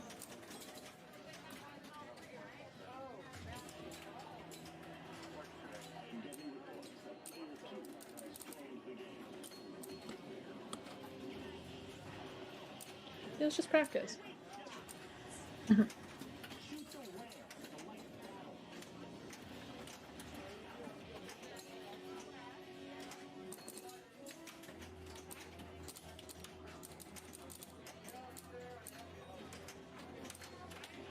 I played out of turn once. It was at our second ever Bells tournament, and Oh God, I felt like it was the worst thing I had ever done in my life. I was just, nobody was angrier at me than me. Like nobody was angry at me, but it was, I was just beside myself. That's the only time you've ever played out of order. Yeah. I mean, Oh my that's pretty gosh. impressive. Well, it happened so early in my competitive pinball that it became something that I just became like overly vigilant about for myself. Because I didn't ever want to feel like that again. Oh, I thought that was gonna go straight down the center. She got it. Oh, Get back in. I feel like I've played out a turn at least a couple times, and I couldn't tell you when or where or what game, but I do remember that feeling of like feeling like a dum dum. Oh, it was at Flat Top Johnny's. It was Game of Thrones, and I played on Leslie's game instead of my own. We were both Martel, and we were just players 2 and 3. And I, on ball 2, jumped in and played on hers by accident. You're just very excited.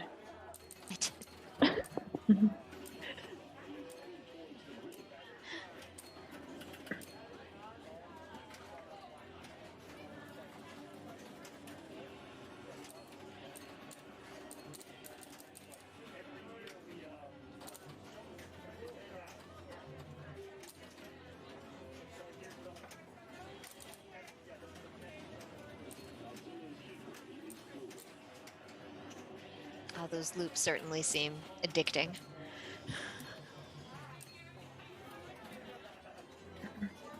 We can't tell what's happened yet. We'll send a report as soon as we know. Taking a pounding.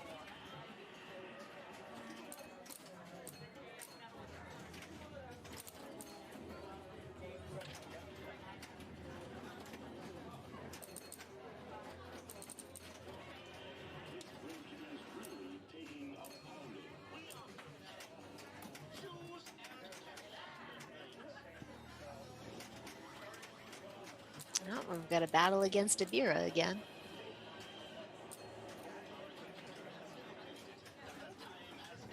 not for long. No.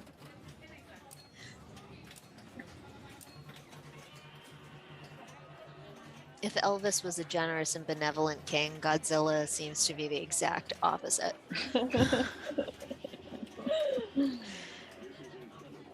Though that plus 5 seconds to ball save was pretty sweet. Get back in the fight.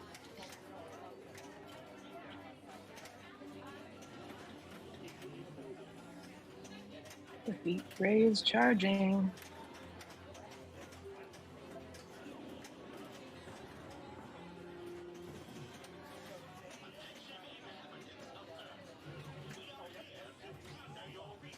She's got a nice little rhythm going with those ramps. With the heat ray, if you shoot the center spinner enough times to charge it, activate it by holding the action button for about 5 seconds, and it will collect everything lit for you. Oh, wow.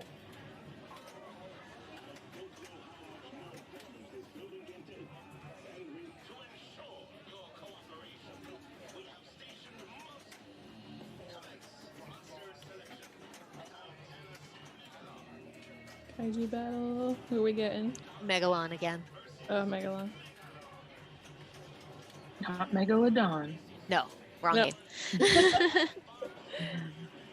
They do have very similar like fight screen feels. Yeah. Mm.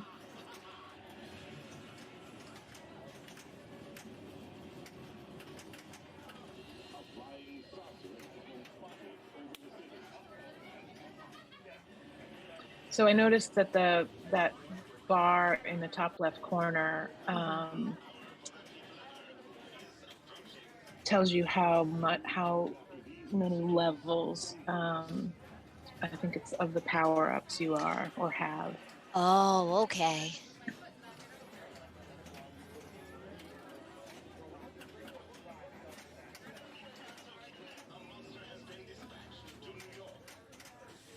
Oh, looks like we're traveling.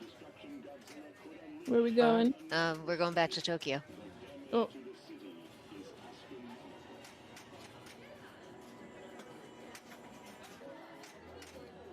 Or maybe that was just a recap of Alright. Tokyo's scoring and we're moving on to New York. Yeah, that's what it looks like. All right. It's our first new city that we've seen in this gameplay. With like not a super high score either, so it's like that's interesting.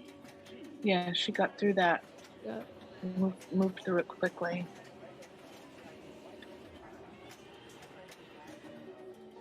The destruction jackpot will drop the ball from the Magna Grab captive ball to the upper flipper, shoot the loop to collect the destruction jackpot with a percentage of total points scored during the modes. So if you've done well in earlier modes, then your percentage will be much higher. But if you haven't accomplished a lot along the way, it's It won't correspondingly do as much lower for jackpot. you. Yeah. But it does say that there are several ways to increase the multiplier here in the rule sheet. It does not.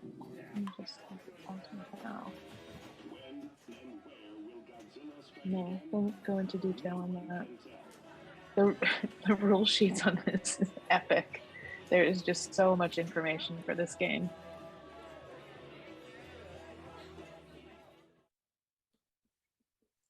All right, so Mark is kind enough to post our standings here as we conclude the video of our qualifying and move on to what will be our final round, which is a 3-game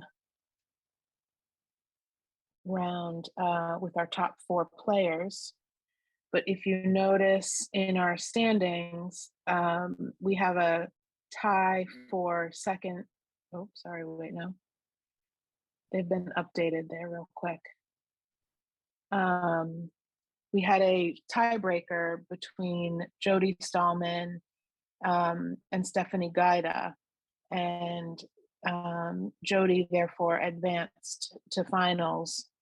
They ended qualifying both at 7 wins. So Steph put up a good fight and she was real close to getting in. Steph plays in New York State. She's also co-host of Riptide Pinball. And she's been playing in Belle's tournaments with us for many years now. She is willing to travel for the pinball. Yeah. One of 3 Stephanies that we get the pleasure to play with. Yes, but it's not a competition. Oh, wait, it is. Oh, wait.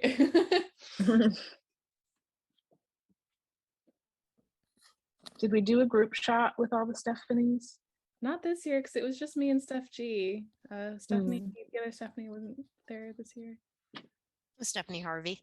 Yeah. That's right. So it was last time we did the trio. Mm-hmm.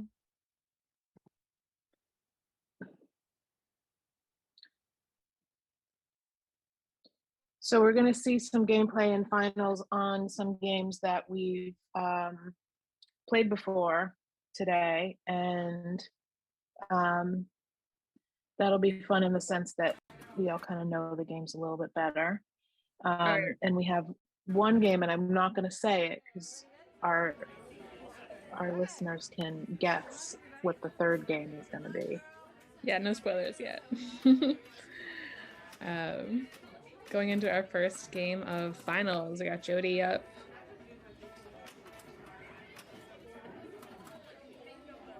Jody made the finals of the Silverbelle Brawl last year as well.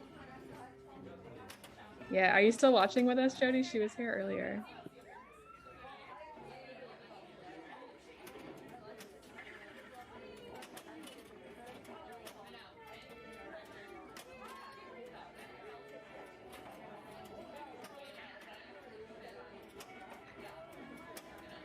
So you can tell she's aiming for that jailhouse lock.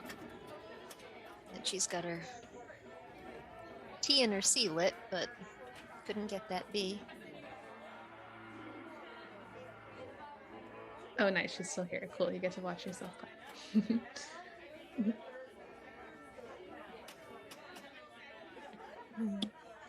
Jade Ang again, who was also in our finals last year.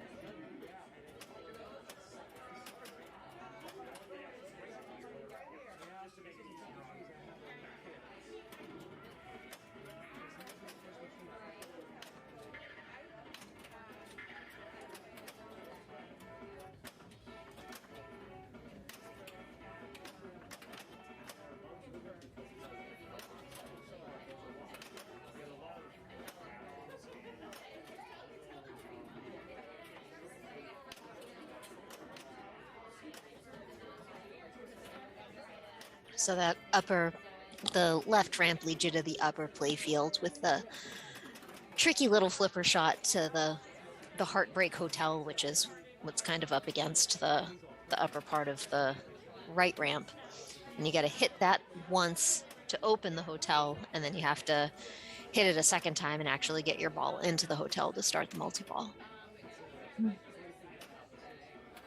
It is not easy, and maybe that's why that one's the 3-ball multi-ball and the jailhouses too. Those ramps look a little bit steep. Would you agree? Or from what I remember, yeah, they were some steep ramps. Now this is Sherry Hendricks. This is our first time seeing Sherry on the stream tonight. It is. Yes. It's also our first time playing with her. She is from Rhode Island. And she was in first place going into finals. So she was the top seed in all of the games. She played 20 games in qualifying. She won 16 of them and only lost 4. Oh, wow. Which is the best number, the lowest number of losses out of everybody, and the largest number of wins. She played really, really well, consistently.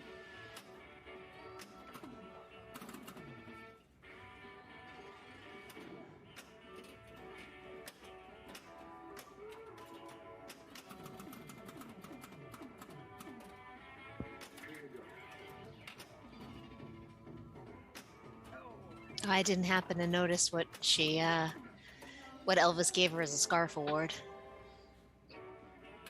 Is the scarf because Elvis wore scarves? Yeah. Yeah, and I think after his performances, didn't he usually give a scarf to somebody in the audience, and she would usually scream, cry, and faint? Oh. I think. I could be totally making that up. It sounds right though, so we'll go with it.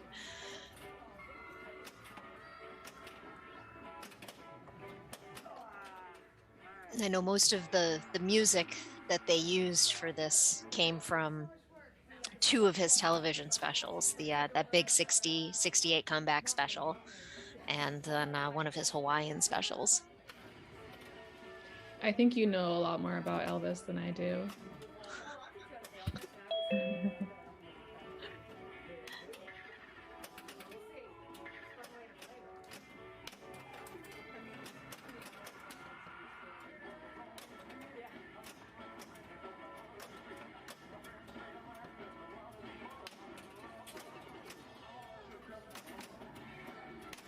So she's got All Shook Up running.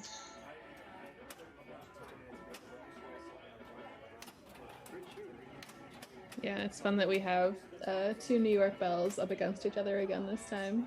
Time too. Very equally matched players.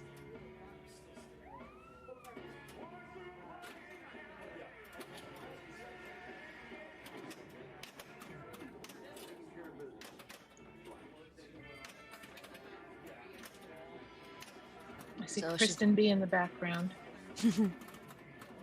Sorry, go ahead. I was going to say, Jade's got 2 modes running right now, and she's got the double scoring, 20 seconds of double scoring. Nice.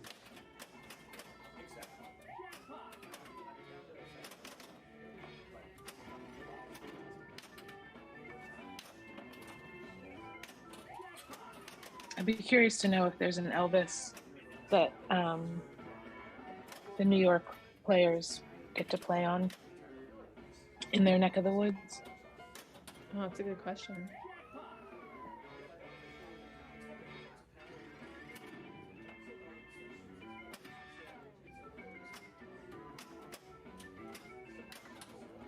Haven't spotted Mark's back pocket in a while. Did we catch if he still had his bandana or anything? It's been a little while.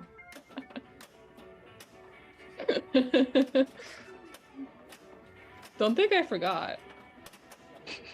I have the memory of a Virgo.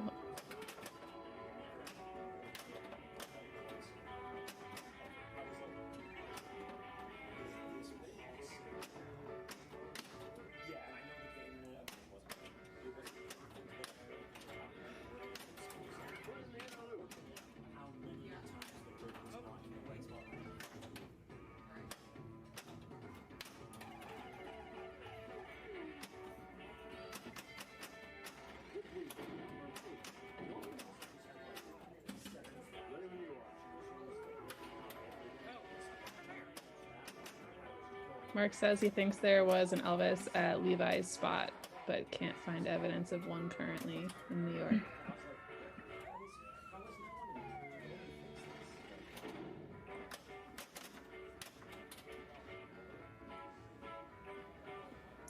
Wonder if it would be a safe assumption that if they didn't have one that they played on, the amount of traveling that they do for pinball would probably put them in the proximity of an Elvis a bit more frequently.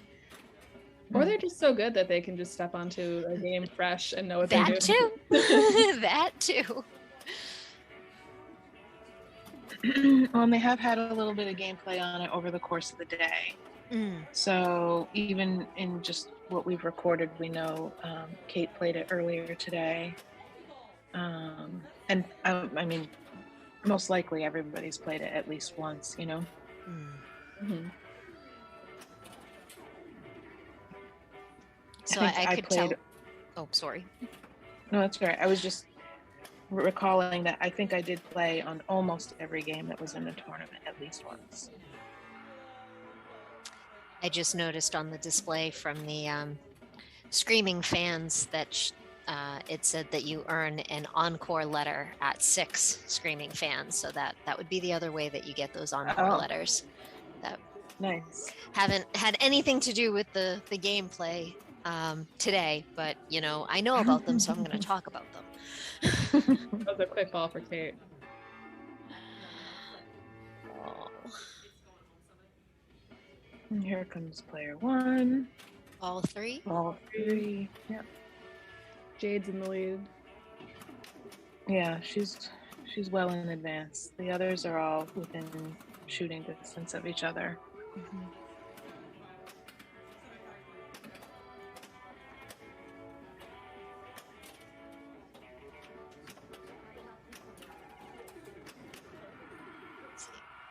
Oh, it didn't quite have the legs to make it to that.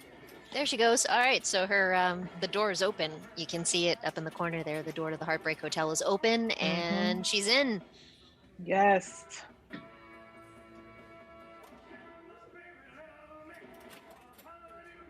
She knew what she needed to do. Having played against Jody quite a few times, you can never count her out. Mm-mm. And I feel like she can be a stellar ball 3 player as well. Mm-hmm.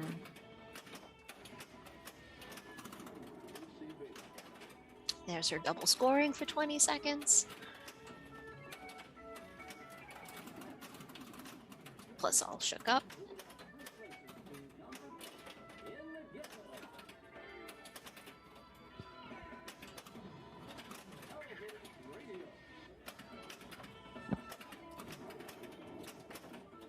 Extended that double scoring again.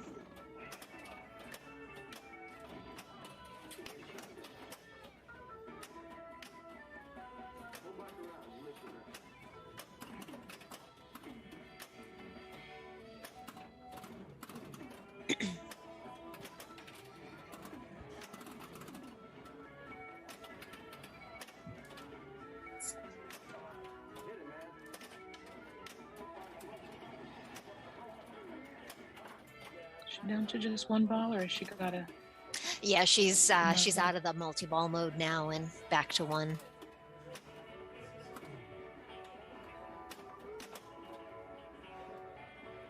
And with a 5x bonus, she likely has exceeded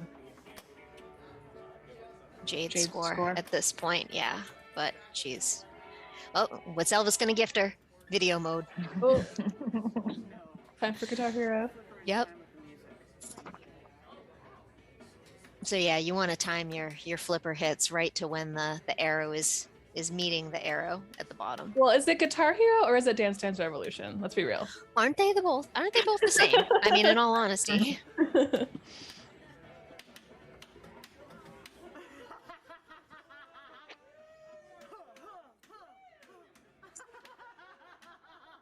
She's getting her whole body into it. She's having a great time.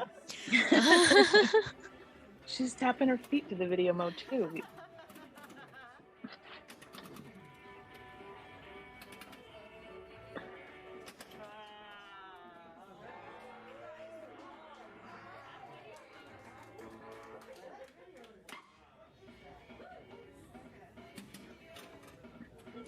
Great.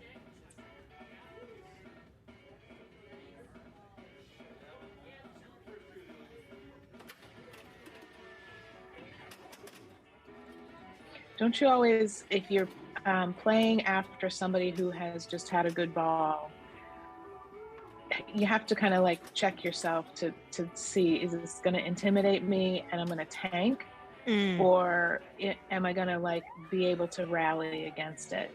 Right. Like, do I get to borrow some of that energy and let it carry Yes. me through my next ball, or there's no way I can Or go just- on after that? Right. It might just fall totally flat and you just poop your pants. Depends if I have the good playlist or not. Yeah. If I got my tunes.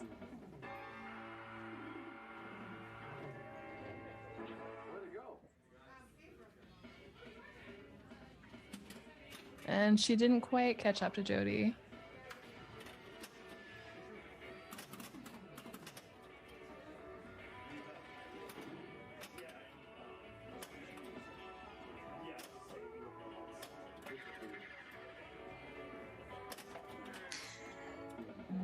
Her scarf award was the lighting of the Elvis gift, but unfortunately she wasn't able to collect on that.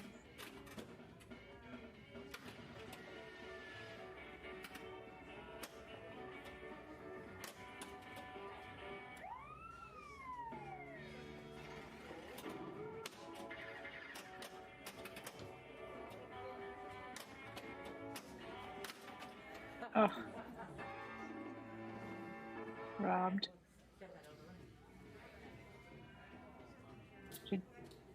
She just stepped ahead of player 3 to get 3rd place.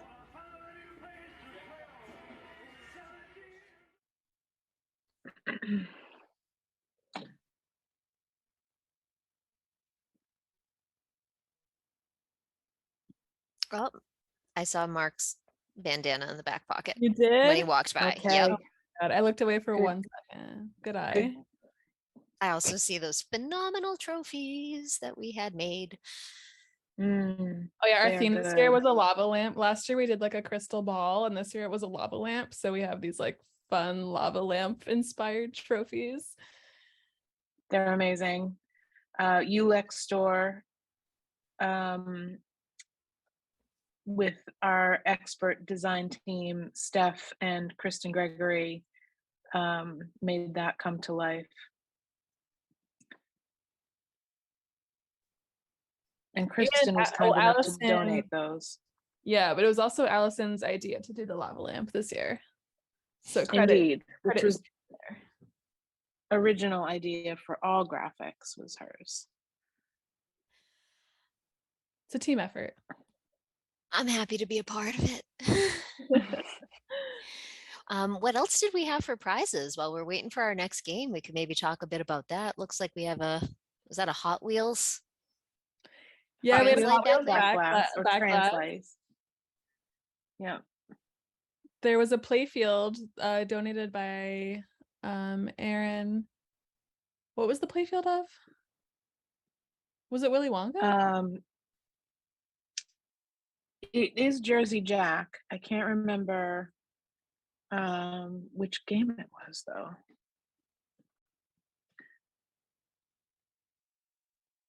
Bandana has been spotted again.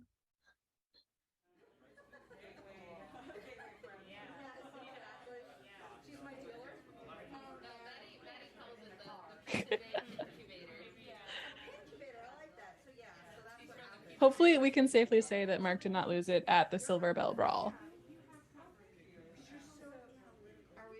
I know. What if it's our fault? Oh god.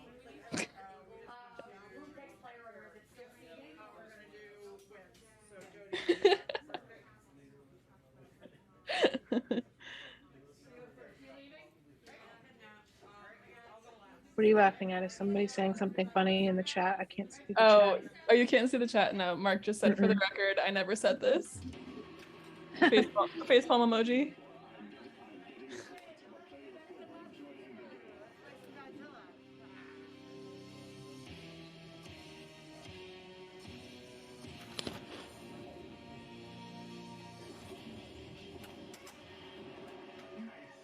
Sharon, I thought you said that you had like 3 screens up.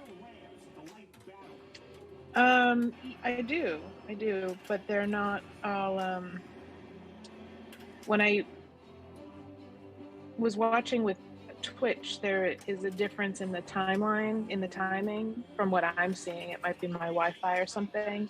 And so, it doesn't line up with the Zoom call that we're on, and therefore it made it really confusing.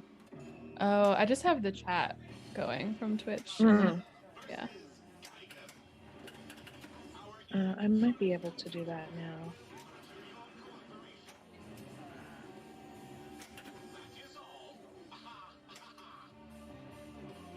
I like how these finals are comprised of royalty. We went from the king of rock and roll to king of the monsters.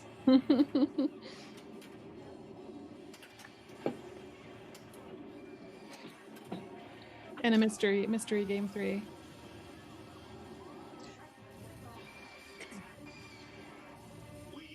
Oh, I guess it's not a mystery because it's on the match play on the screen. Just kidding. There it is. The king and the queen. Exactly, that's where I was going. Can't say anything bad about Dolly. The 30-story tall monster has just walked out of the ocean. And it is a fun game, and a fun one to end on too, since we haven't seen it all at all yet today.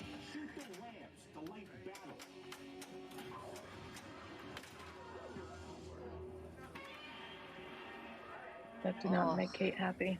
No. This is the Stern Radio Network reporting live from Tokyo. Godzilla has been spotted coming out of the ground in Tokyo. Shoot the lance to light battle.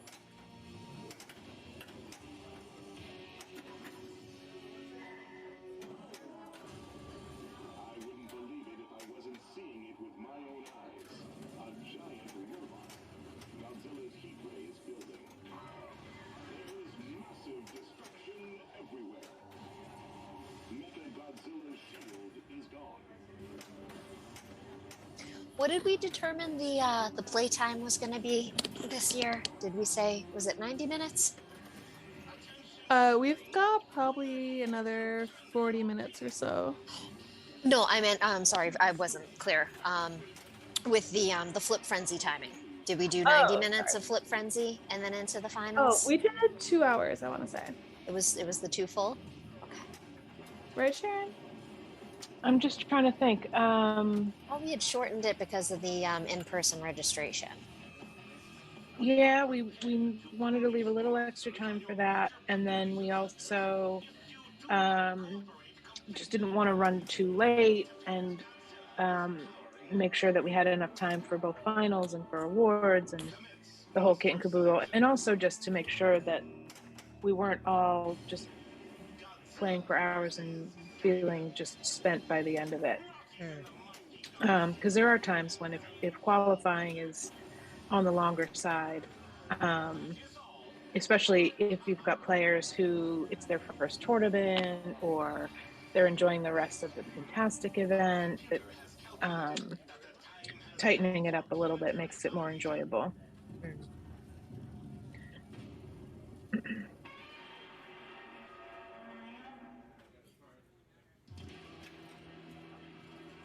Godzilla has been spotted coming out of the ground in Tokyo. The people of Earth wait with bated breath.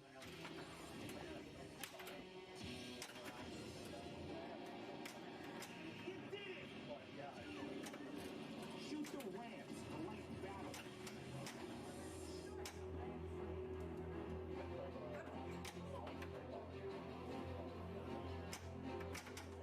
Oh, Well, nice. is it? Yeah.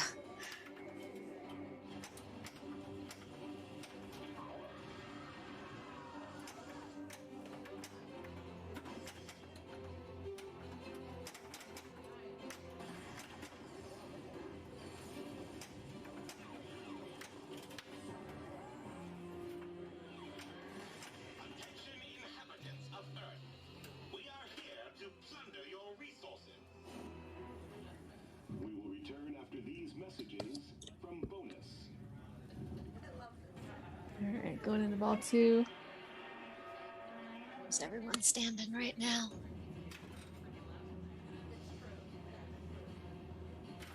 Not any particular leader right now. The building is becoming unstable. Destruction jackpot ready. Get ready in 3, 2, 1. Destruction jackpot. So she just managed to hit that destruction jackpot off of the Magna capture.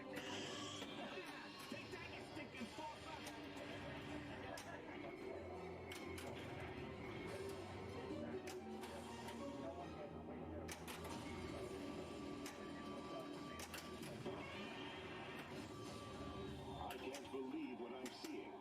A giant robot version of Godzilla.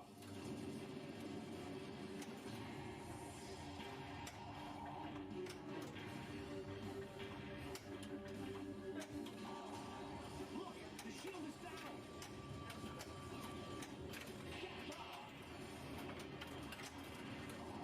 Mecha Godzilla multi-ball going.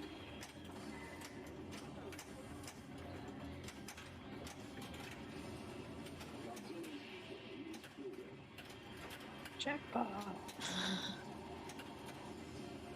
Godzilla's spikes are starting to grow. What are the callouts like for this machine? Are they just like a bunch of Godzilla screams? That's a good question. The one at Roxy's has like a really intense motor, so it's just like constantly vibrating at you. Shaking. Mm. Yeah. He's headed towards the power lines.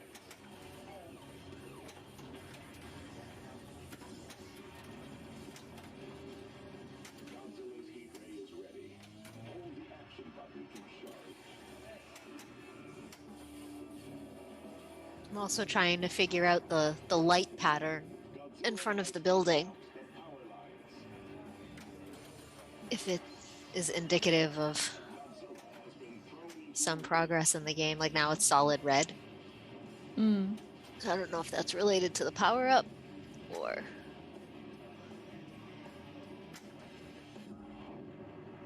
Sorry, I'm definitely trying to learn Godzilla as I'm also trying to give commentary on it. Having never actually played it, Allison, I think you're doing a pretty good job. Hey, all right. Godzilla multi-ball. Oh, no, that's the one that you get from either getting the ramps of the building. Yeah, that's the one from the building. That's like the easiest one to get.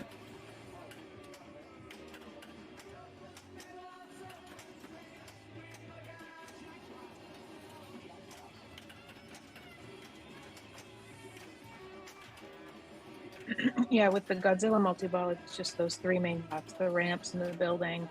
Whereas Mecha Godzilla, you've got three different blue targets to hit.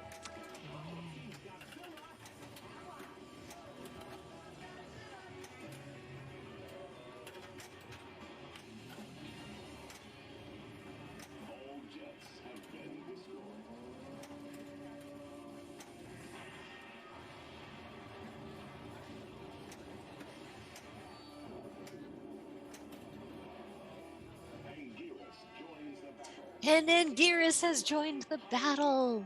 Mhm.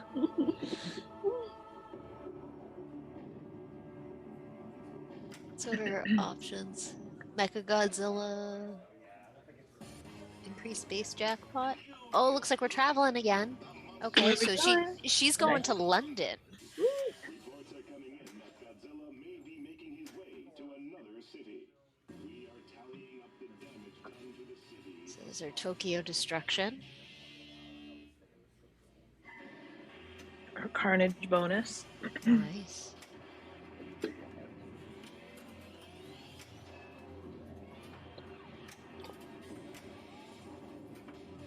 Battle is lit. Shoot the scoop. Okay.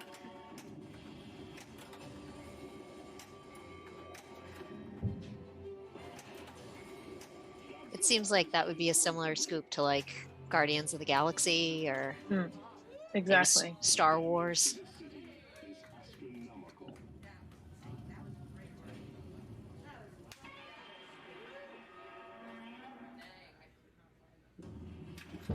That was one hell of a ball too for Jody. Somebody just shot off a firework in my neighborhood. What the heck? Oh, I just had the same thing going outside my window. For Labor Day?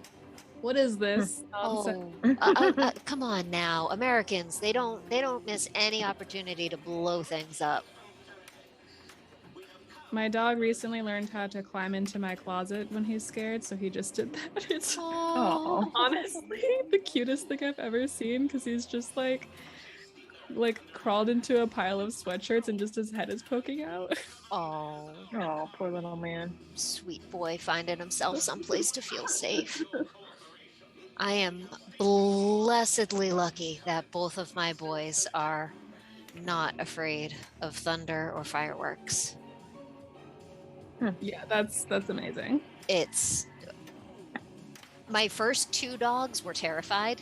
So I know that The fear. horrible. Oh God, it was awful for both of them, and just you never knew what you were coming home to if there were thunderstorms. And then my two girls were really good, and fortunately these two boys are good. So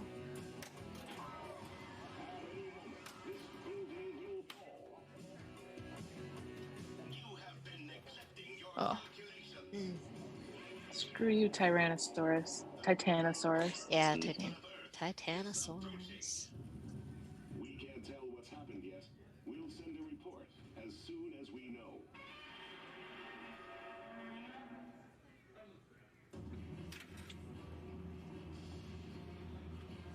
Sherry's ball too.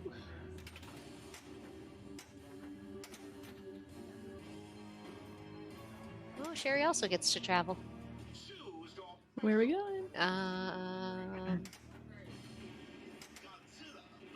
It stayed on Tokyo. It was first the travel screen, then it stayed on Tokyo, and now it's given her a battle. So I don't know. I can't believe what I'm seeing.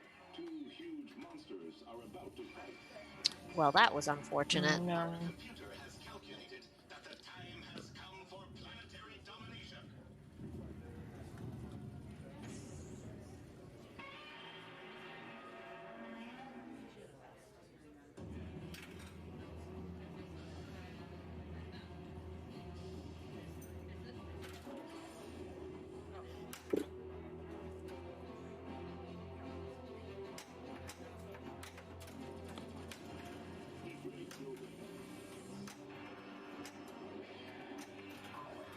Everyone evacuate the area now.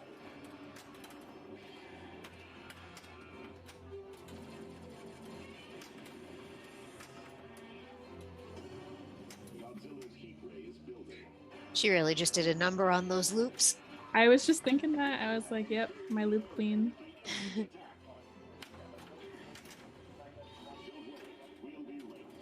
Get back in there.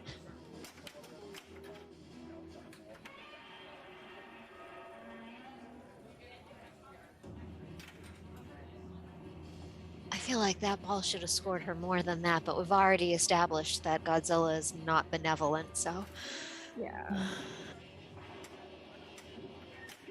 So let's see how far ahead Jody can put herself on the last ball.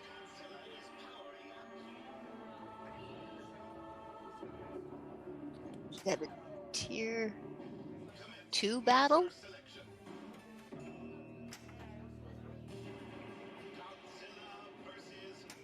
We're back with Megalon. Oh, this is the dance battle. Me too. I feel like they're having a dance off. It could be because Megalon sort of looks like he's doing the Macarena. A little bit.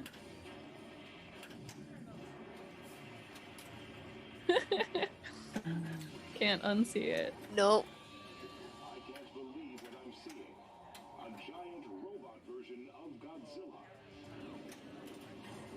The bridge is out, and here comes the train. One. Bridge attack multi-ball. What are we? We're destroying bridges and towers Yeah, and Megalons. yeah. Man, is got there it all going. anything Jody can't do? Godzilla wallop.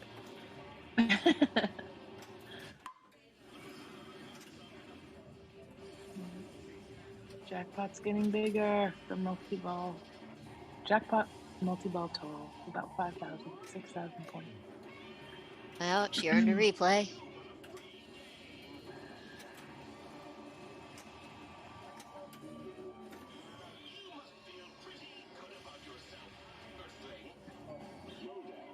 And here comes Rodan. Wow.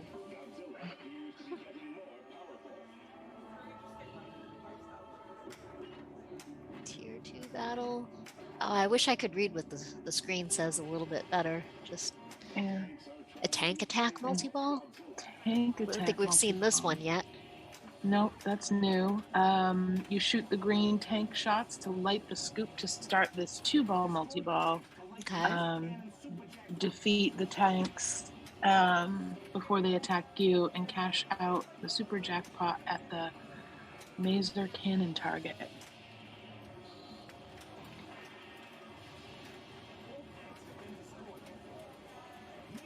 Is the cannon target that one over to the left side of the lower playfield with lightning bolt? I honestly don't know. Yeah, it is. Okay. Maser cannon. It's that kind of bluish border around with the lightning bolt. Yep.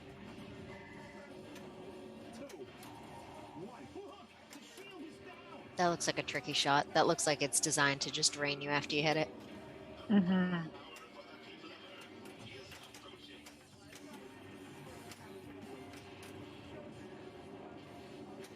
She's got him powered up to level 4.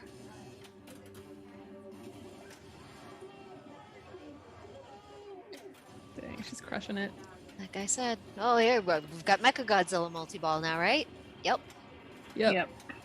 First time we've seen this tonight. I think, right? No, we've seen Mecha a couple of times. We did. Just Yeah. kidding.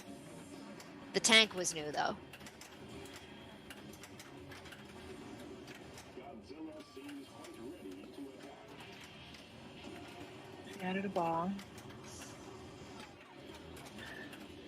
Godzilla is now making his way to the city's main line of defense. Oh yeah. That super spinner was 14,000.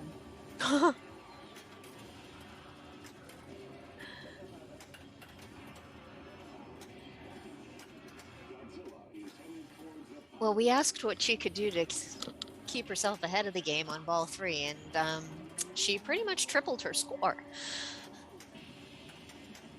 Yeah.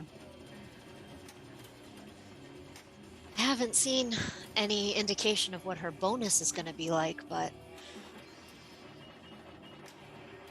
from what I can tell from earlier games, it doesn't seem like this is a game that gives you a huge bonus. But I could also be mistaken. Destruction jackpot ready. Oh, so she's got that destruction jackpot lit. So that's the one that used that upper flipper to hit up into the loop, right? Yeah, and that's a 15 million point shot. 50. Gotcha. 15. 15 million, but million is versus 1,000. Yeah.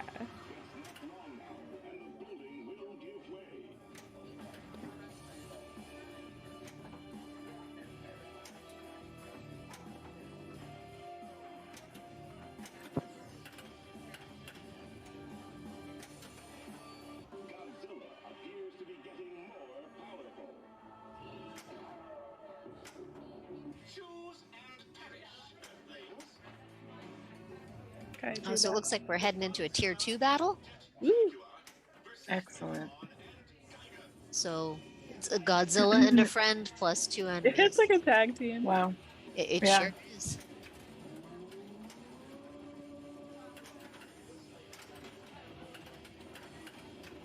Megalon and Gigan are fighting Godzilla, and I can't see who he has with him.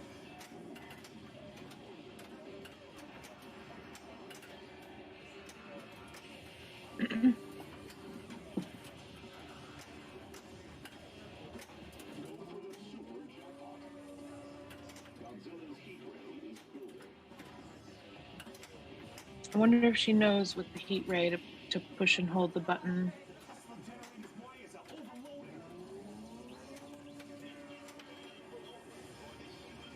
Wow.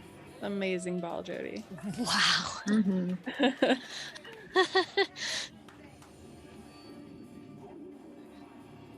That last bonus looked like 44 million. And whatever that was. We are tallying up the damage done to the Humongo. Total bonus 5 million. So your Pretty end Oh, end no. of ball Must have been bonus 44 isn't very high, but I think your in-game bonuses seem to be where you Those are can big. grab the bigger points. Yep. So she's got the Godzilla multi-ball lit and the Destruction Jackpot lit. Can she do it, folks? 3, 2, 1. Aw.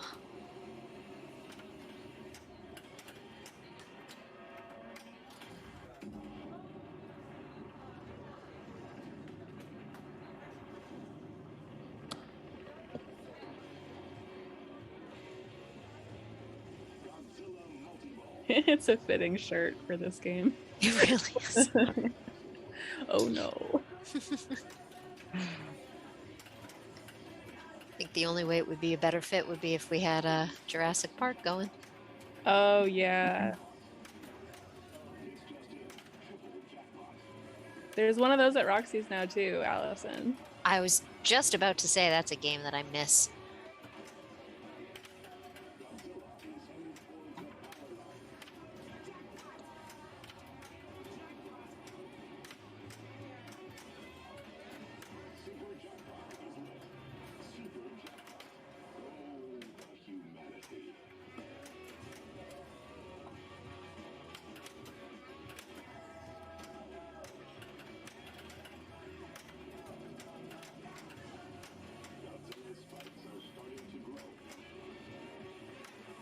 She got her rage combo lit. Heat ray ready. Did she just put her knee on the button? I know. I think saw she her did. slap for it first, and then her leg came up.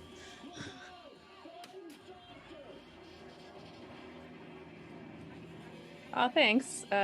Bookie in the chat says, love that you guys are doing this restream with commentary. Yeah. Thanks for listening. Yeah, you too. It's fun to watch these games. You know, whether you're playing in the tournament or organizing or scorekeeping, whatever it is, it's so rare that you get to see this much gameplay all at once. You know, to actually see the top view of the game, the scores, and the player is awesome, because oftentimes your head is elsewhere and you just don't get to see the amazing saves and the competition and the scores growing and all that happens over the course of each match, and learning about the games too. So I'm learning more about these games than I certainly learned the day that I played on them. But also just that like we're a women's league, so it's our tournaments are limited to who we have as players. So it's nice that we get to share it with other people who wouldn't be playing in the tournament. Godzilla has been thrown into a rage. Godzilla's attacks just seem to be bouncing off of him. That being said, if there's any women in the chat, please follow our Instagram and stay up to date with when we're having our tournaments, because we're definitely going to be having a spooktacular fall haunted spooky time sometime in October. Spooky time sometime. Spooky time some. Hey, maybe that's the name of the tournament. Spooky time someday. In parentheses, can we call it, will there be costumes? Because like, I will totally come in costume. Double parentheses, yeah. yes. Yes.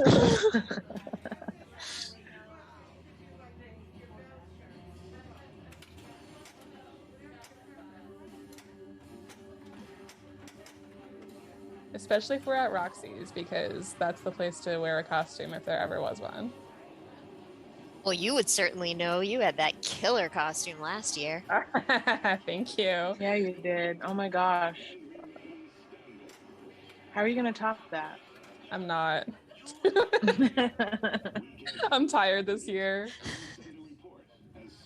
Can't make a full-blown sculpture costume every year. Or I mean, I could. I totally could. I'm just I'm selling at some flea markets in October, so my month is gonna be like busy with that.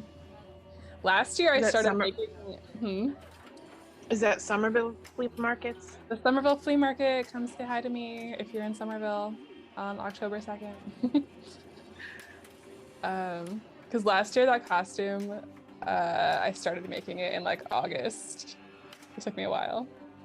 Wow. Not to get too off track here, but although Allison, I still have it though. I could just re-wear that costume to the tournament this year. I don't think anybody would be mad at you for that. I wouldn't mind. Because I didn't get to see it in person, so. All right, maybe I'll repurpose it.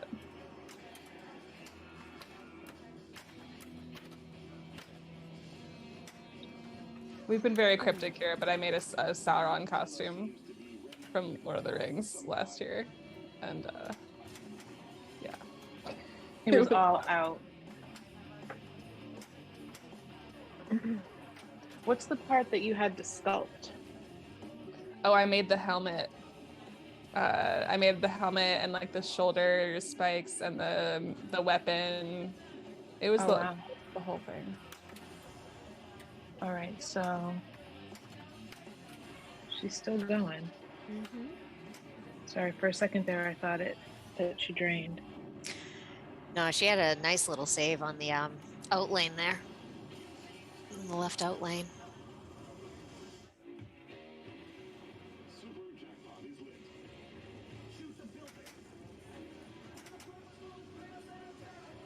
Godzilla multi-ball.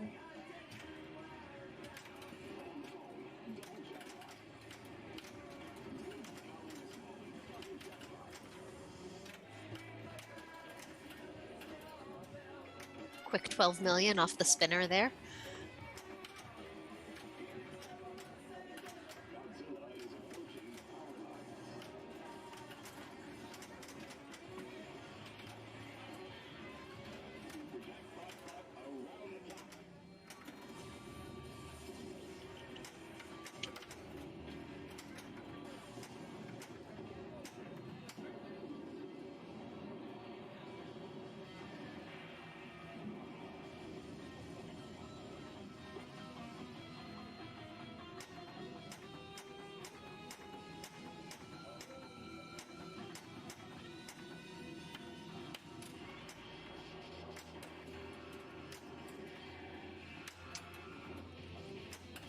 Certainly loves her loops.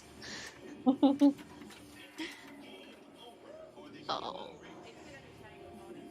He's ripped down those power lines like they were string.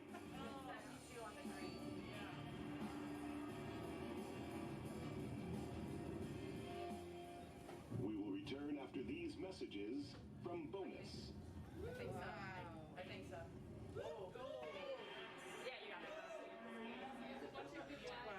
Up to 78. Utterly incredible. Player one, though. Jody taking a high score.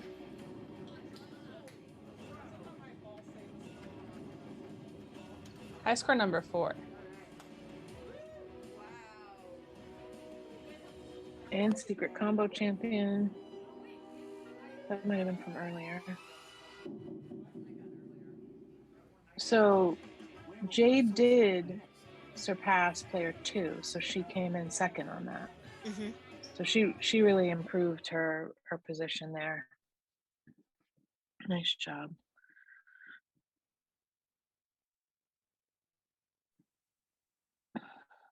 Giving us a look at some of the other games that were in the club room. Mm-hmm.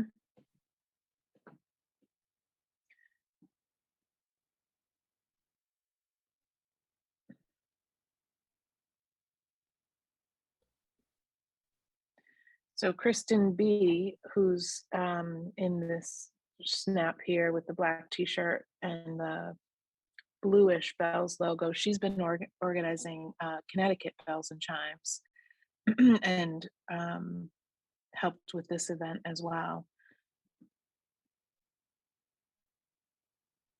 She's also responsible for all the snacks. She brought Yes. some really snacks and drinks across the hall.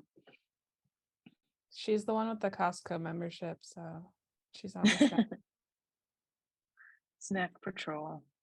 I didn't realize that it was the Costco membership that set her as our snack queen.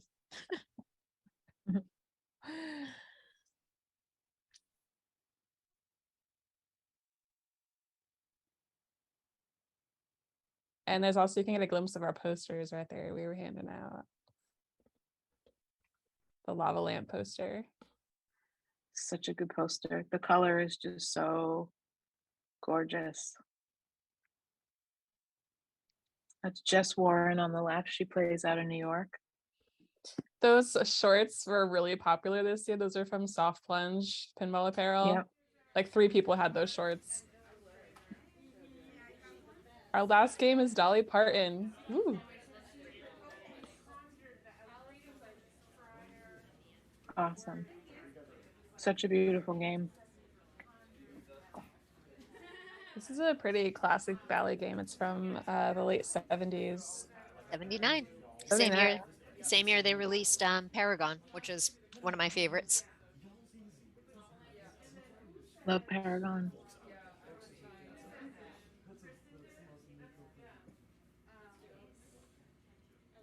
The art is just kind of ridiculous, but Dolly Parton actually had final approval on this art, so we know that she was into it.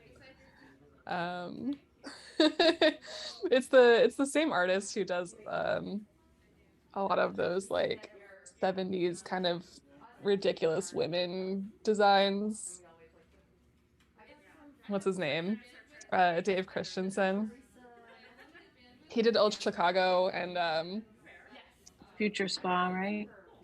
No, that's the game designer. It's the same designer for Future Spa and Dolly. No, I'm talking about the artist. Yeah, the artist did. Yeah, I know. I confused that. She's saying she's trying to set me straight that it was the same artist as Old Chicago, which we have here in Hudson, and absolutely love that game. The artwork on that is a little over the top as well. Yeah. And I'm thinking of the one, I think it's Mata Hari is like the most ridiculous woman you've ever seen who has like no spine. Oh, yeah. Anyway, that's that. We did a fun pinball poster from the backlash of Old Chicago where Steph digitally removed the gentleman from between the two ladies so we could celebrate the ladies. I also photoshopped out the giant nipples. Oh, good. Setting that record straight.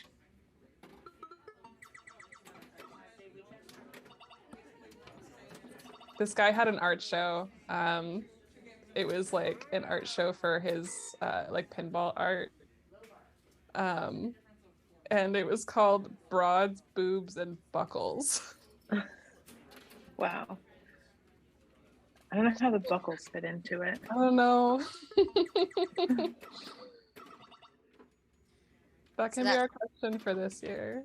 That little scoop up at the top is what lights the Parton letters. Mm-hmm. And then those targets up at the top left are what light the dolly letters. The five bank of drop targets. Yes. And then the drop targets on the right, the first drop target lights your spinner for 1,000. And then the points increase with each one. And then it's got a little target at the back that I think gives 5,000. It's either 5,000 or 50,000. I think it's 5. I don't know. There's definitely a 5 in there. And those inline drops are going to be mean. They're just going to kick that ball right back at you. Yeah, while Dolly herself is our angel, our goddess, our queen, we'll never say a negative word about her. Her machine is frantic and mean. she can be downright cruel. Like, it's so simple too. Like, people get really annoyed that it's like so simple but so annoying. Yeah. There's nothing to break the speed of your ball when it comes out of the pop bumpers, which can make it really different to gain control at the bottom.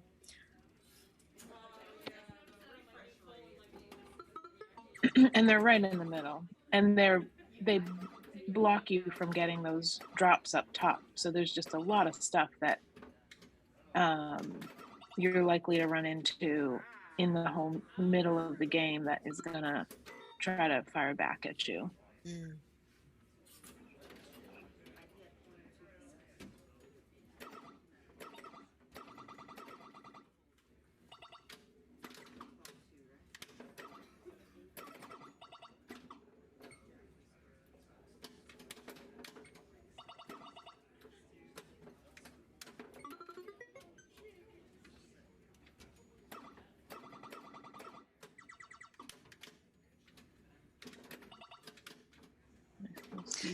So she managed to spell Dolly, which I believe increases your scoring. Because it lights the star that's up just in front of those Dolly drops. Oof. Oh. Told you she's cruel.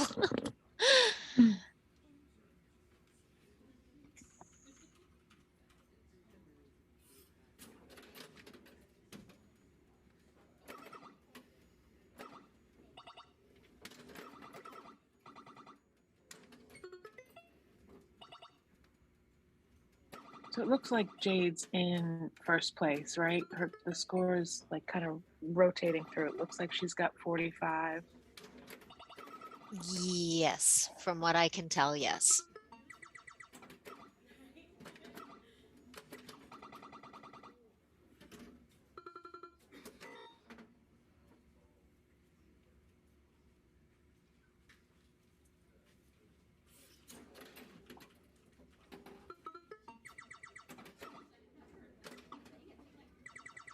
Now, going into this game, Jody was in the lead with 14 points. Jade was second with 10 points. Sherry came in last on each of the first 2 games, so she only had 2 points. Kate came in with 6. So they all scored the same position on both Elvis and Godzilla. Which puts Jody in a prime spot. She'd have to do poorly and come in probably last, maybe next to last to not win at this point. So she just hit that first drop. So that's got her spinner lit for 1,000 points. So if she can get a strong, gonna say if she could get a strong hit on that spinner, you can get 15, 20,000 points in one really powerful rip. Mm.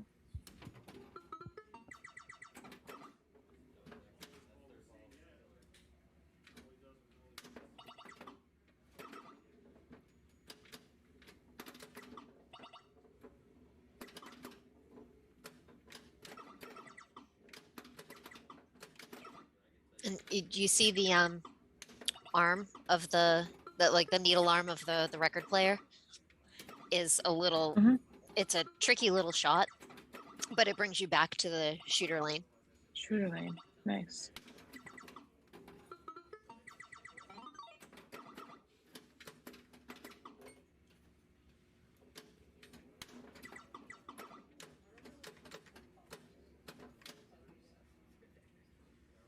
Nice catch.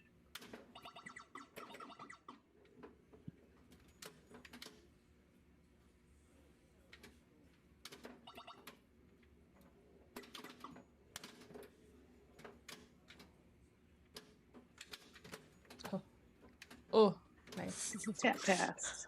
That made me nervous. Yeah.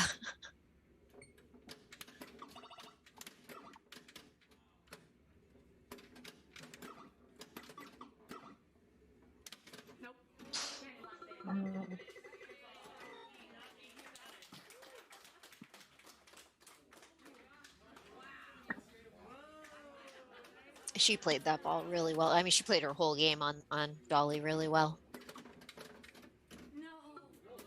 Oh, that's the tough break for Sherry. And I feel like she got 3 tough breaks on her game. Dolly was not kind to her at all. Mm-mm.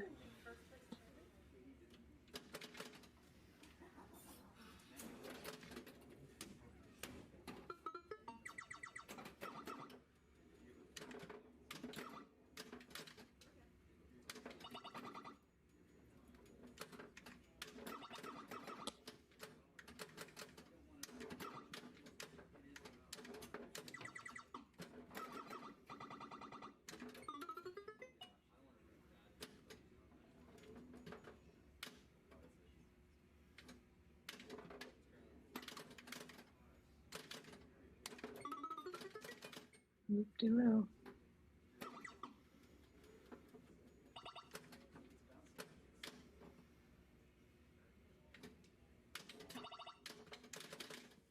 Oh, hey, Nice. Dig. nice. See if she can get something off on that spinner.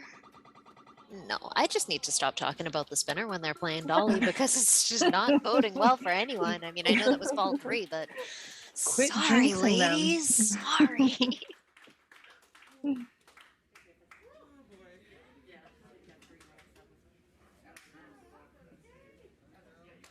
Wow, that ended up being a pretty tight game at the end there.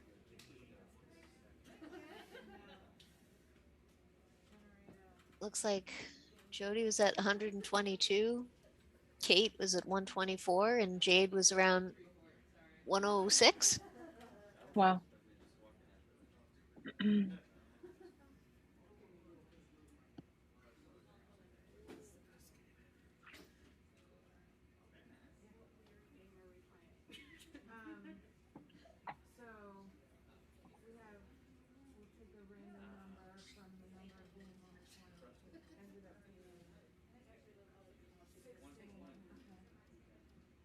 Start it from here, so like that's number 1.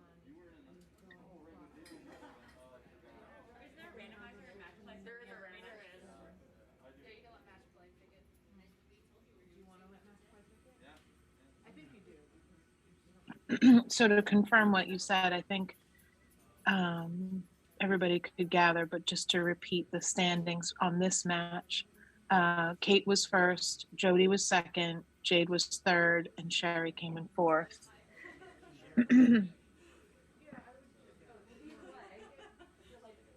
So Jody added another 5 points, Kate added 7 points, so Then we have a tiebreaker. yep. Game number 9 is our game. So 1, 2, 3, 4. So for second and third place, Kate and Jade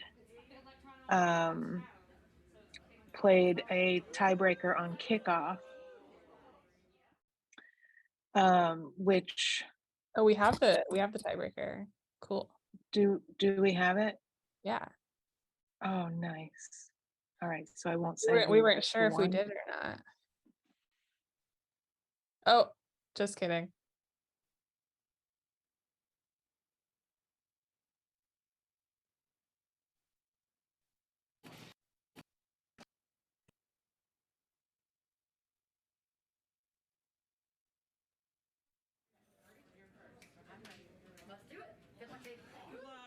We do have it.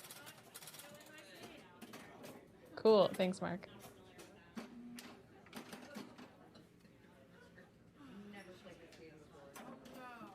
So Jade and Kate are just battling for second and third place right now. Yeah.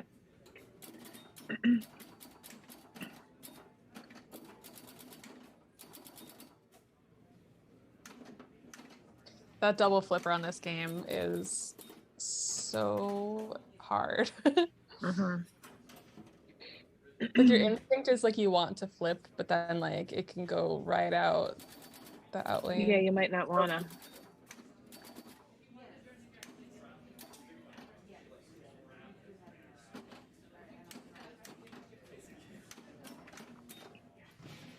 Oh, it almost came back out.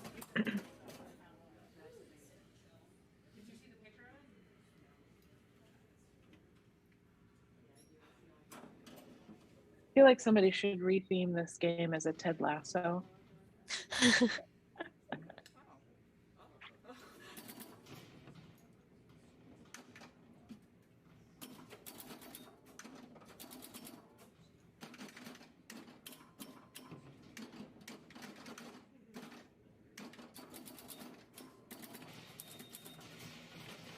Oh, I don't know what that sound is. she tried. We have to accomplish all wearing all black, except for Amy Schwartz, I think.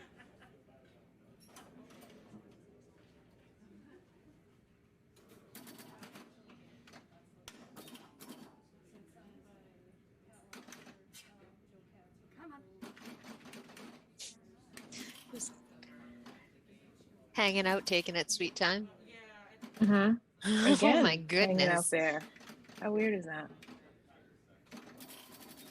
It's a dead spot on the playfield, maybe, or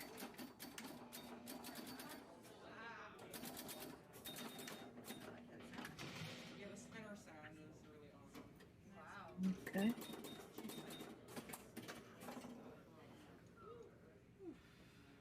This is that sound is awesome. 5, I think. It looks like 5. Yeah, I'm pretty sure it's 5. That would be my.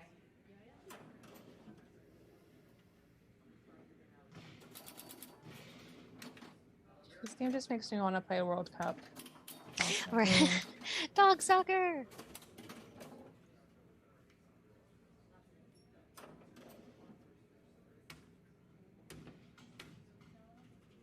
Is this a 3 or a 5 ball game? I think it's 3.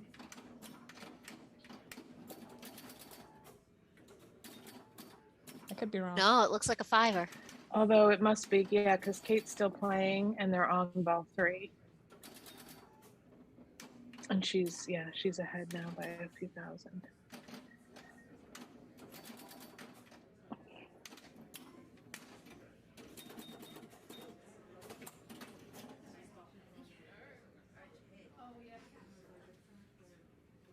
Oh, it is 5 ball.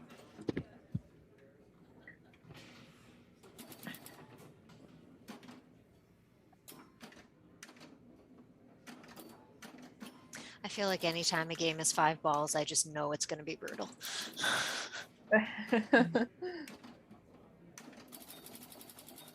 Or like you don't do as well on your first balls because like you know you have more, and then the 5th one comes and you're like, ah, crap. I thought there was one more after this. Oh, Yeah. I really just want them to get it out of that corner. It's not easy to do. I remember trying, The back of the game. but it seems like it could happen. Or Thomas, I'm not like hitting it that hard. You were.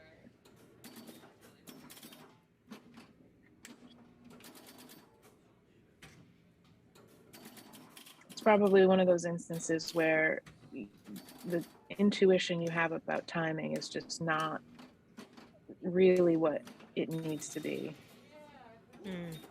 Like you either at a nudge, you probably have to nudge way earlier, which means you have to anticipate exactly when it's going in there, or something mysterious like that. Double bonus on ball 5.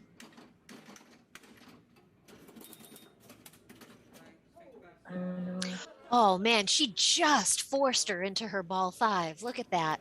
180 points. So close. That's it. I She had to doesn't take need a to. screenshot of that moment. Put it over the top. Kate grabs So second that place. seals it. Yep.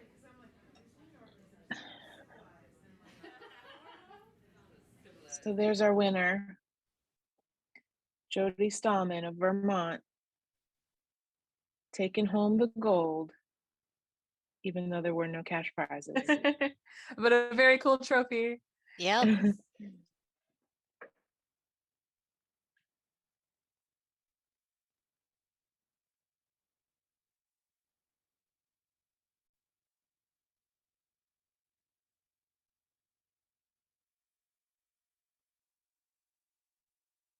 And did she get the translate or the playfield?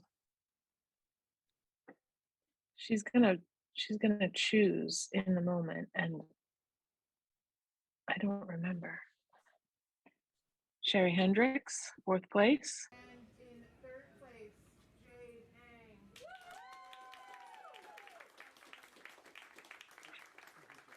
Jade Ang. Jade Ang, 3rd place. For the trophy and the back glass, Kate Martin. Kate Martin taking home 2nd place. And Jody Stallman, number 1. Outstanding performance by all of those 4 players. So much fun. So watching. even though Sherry came in last in finals, she was the top qualifier. I wonder if it tuckered her out a little bit, working that hard all day long. We have the cardboard cutout of Fabio in the background. We got a picture. He's like the 5th champion. Oh no, they brought him out. I think we got a picture with him like full body. Fantastic. Was that Here he comes. Yeah. Was that 2 years in a row for Jody winning? He's on the move. No, I didn't think. Didn't Zoe win last year? Oh yes, you're right. Sorry, Zoe won last year. But Jody was in the final 4. Yes. The top 4. Yep. Thank you so much, everybody who's been hanging out with us and watching the whole time. We really appreciate everyone's support, and thank you so much, Mark, for hosting us as always. Oh wait, where's Amy? Oh no, up now. Yeah, you. Yeah. Jade. Okay. Come pick a prize. Oh, Pleasure being with you guys all today. Oh, I love our thing. I'm so happy I get to do it with you, ladies. Feel free to follow us at Boston Bells Pinball on Instagram. We post about our tournaments and updates and stuff. And we have a Facebook group as well where we post slightly more extensive information. Facebook allows us to post like full tournament details. So that's Boston Bells and Chimes Facebook group as well. Awesome. Well, yeah. Shout out to the Bells and all the competitors and everyone that watched tonight. I appreciate it. This was the Silverbelle Brawl at Pintastic 2022, and we will see you back at Pintastic and hopefully at other events very soon. Stay tuned for other Bells events around the area, as well as more streams coming up for Backhand Pinball at the UK Pinball Open, as well as some other maybe surprise events coming up. So cheers to everyone. Thank you. Shout out to our commentators. If you guys want to do a quick sign off. Sure thing. I'm Allison Flintoff and signing off. It's been a pleasure hosting this with you all tonight. Yeah, thank you so much. I'm Stephanie. Have a good night, everybody. I'm Sharon. Thanks, everybody. Thanks to all our players for playing with us and everybody who supported us along the way, and for rejoining us on the stream tonight. Absolutely. And I'm Mark at Backhand Pinball. Go play some pinball. Have a good Sunday. And thanks for watching. Cheers. Cheers. Bye.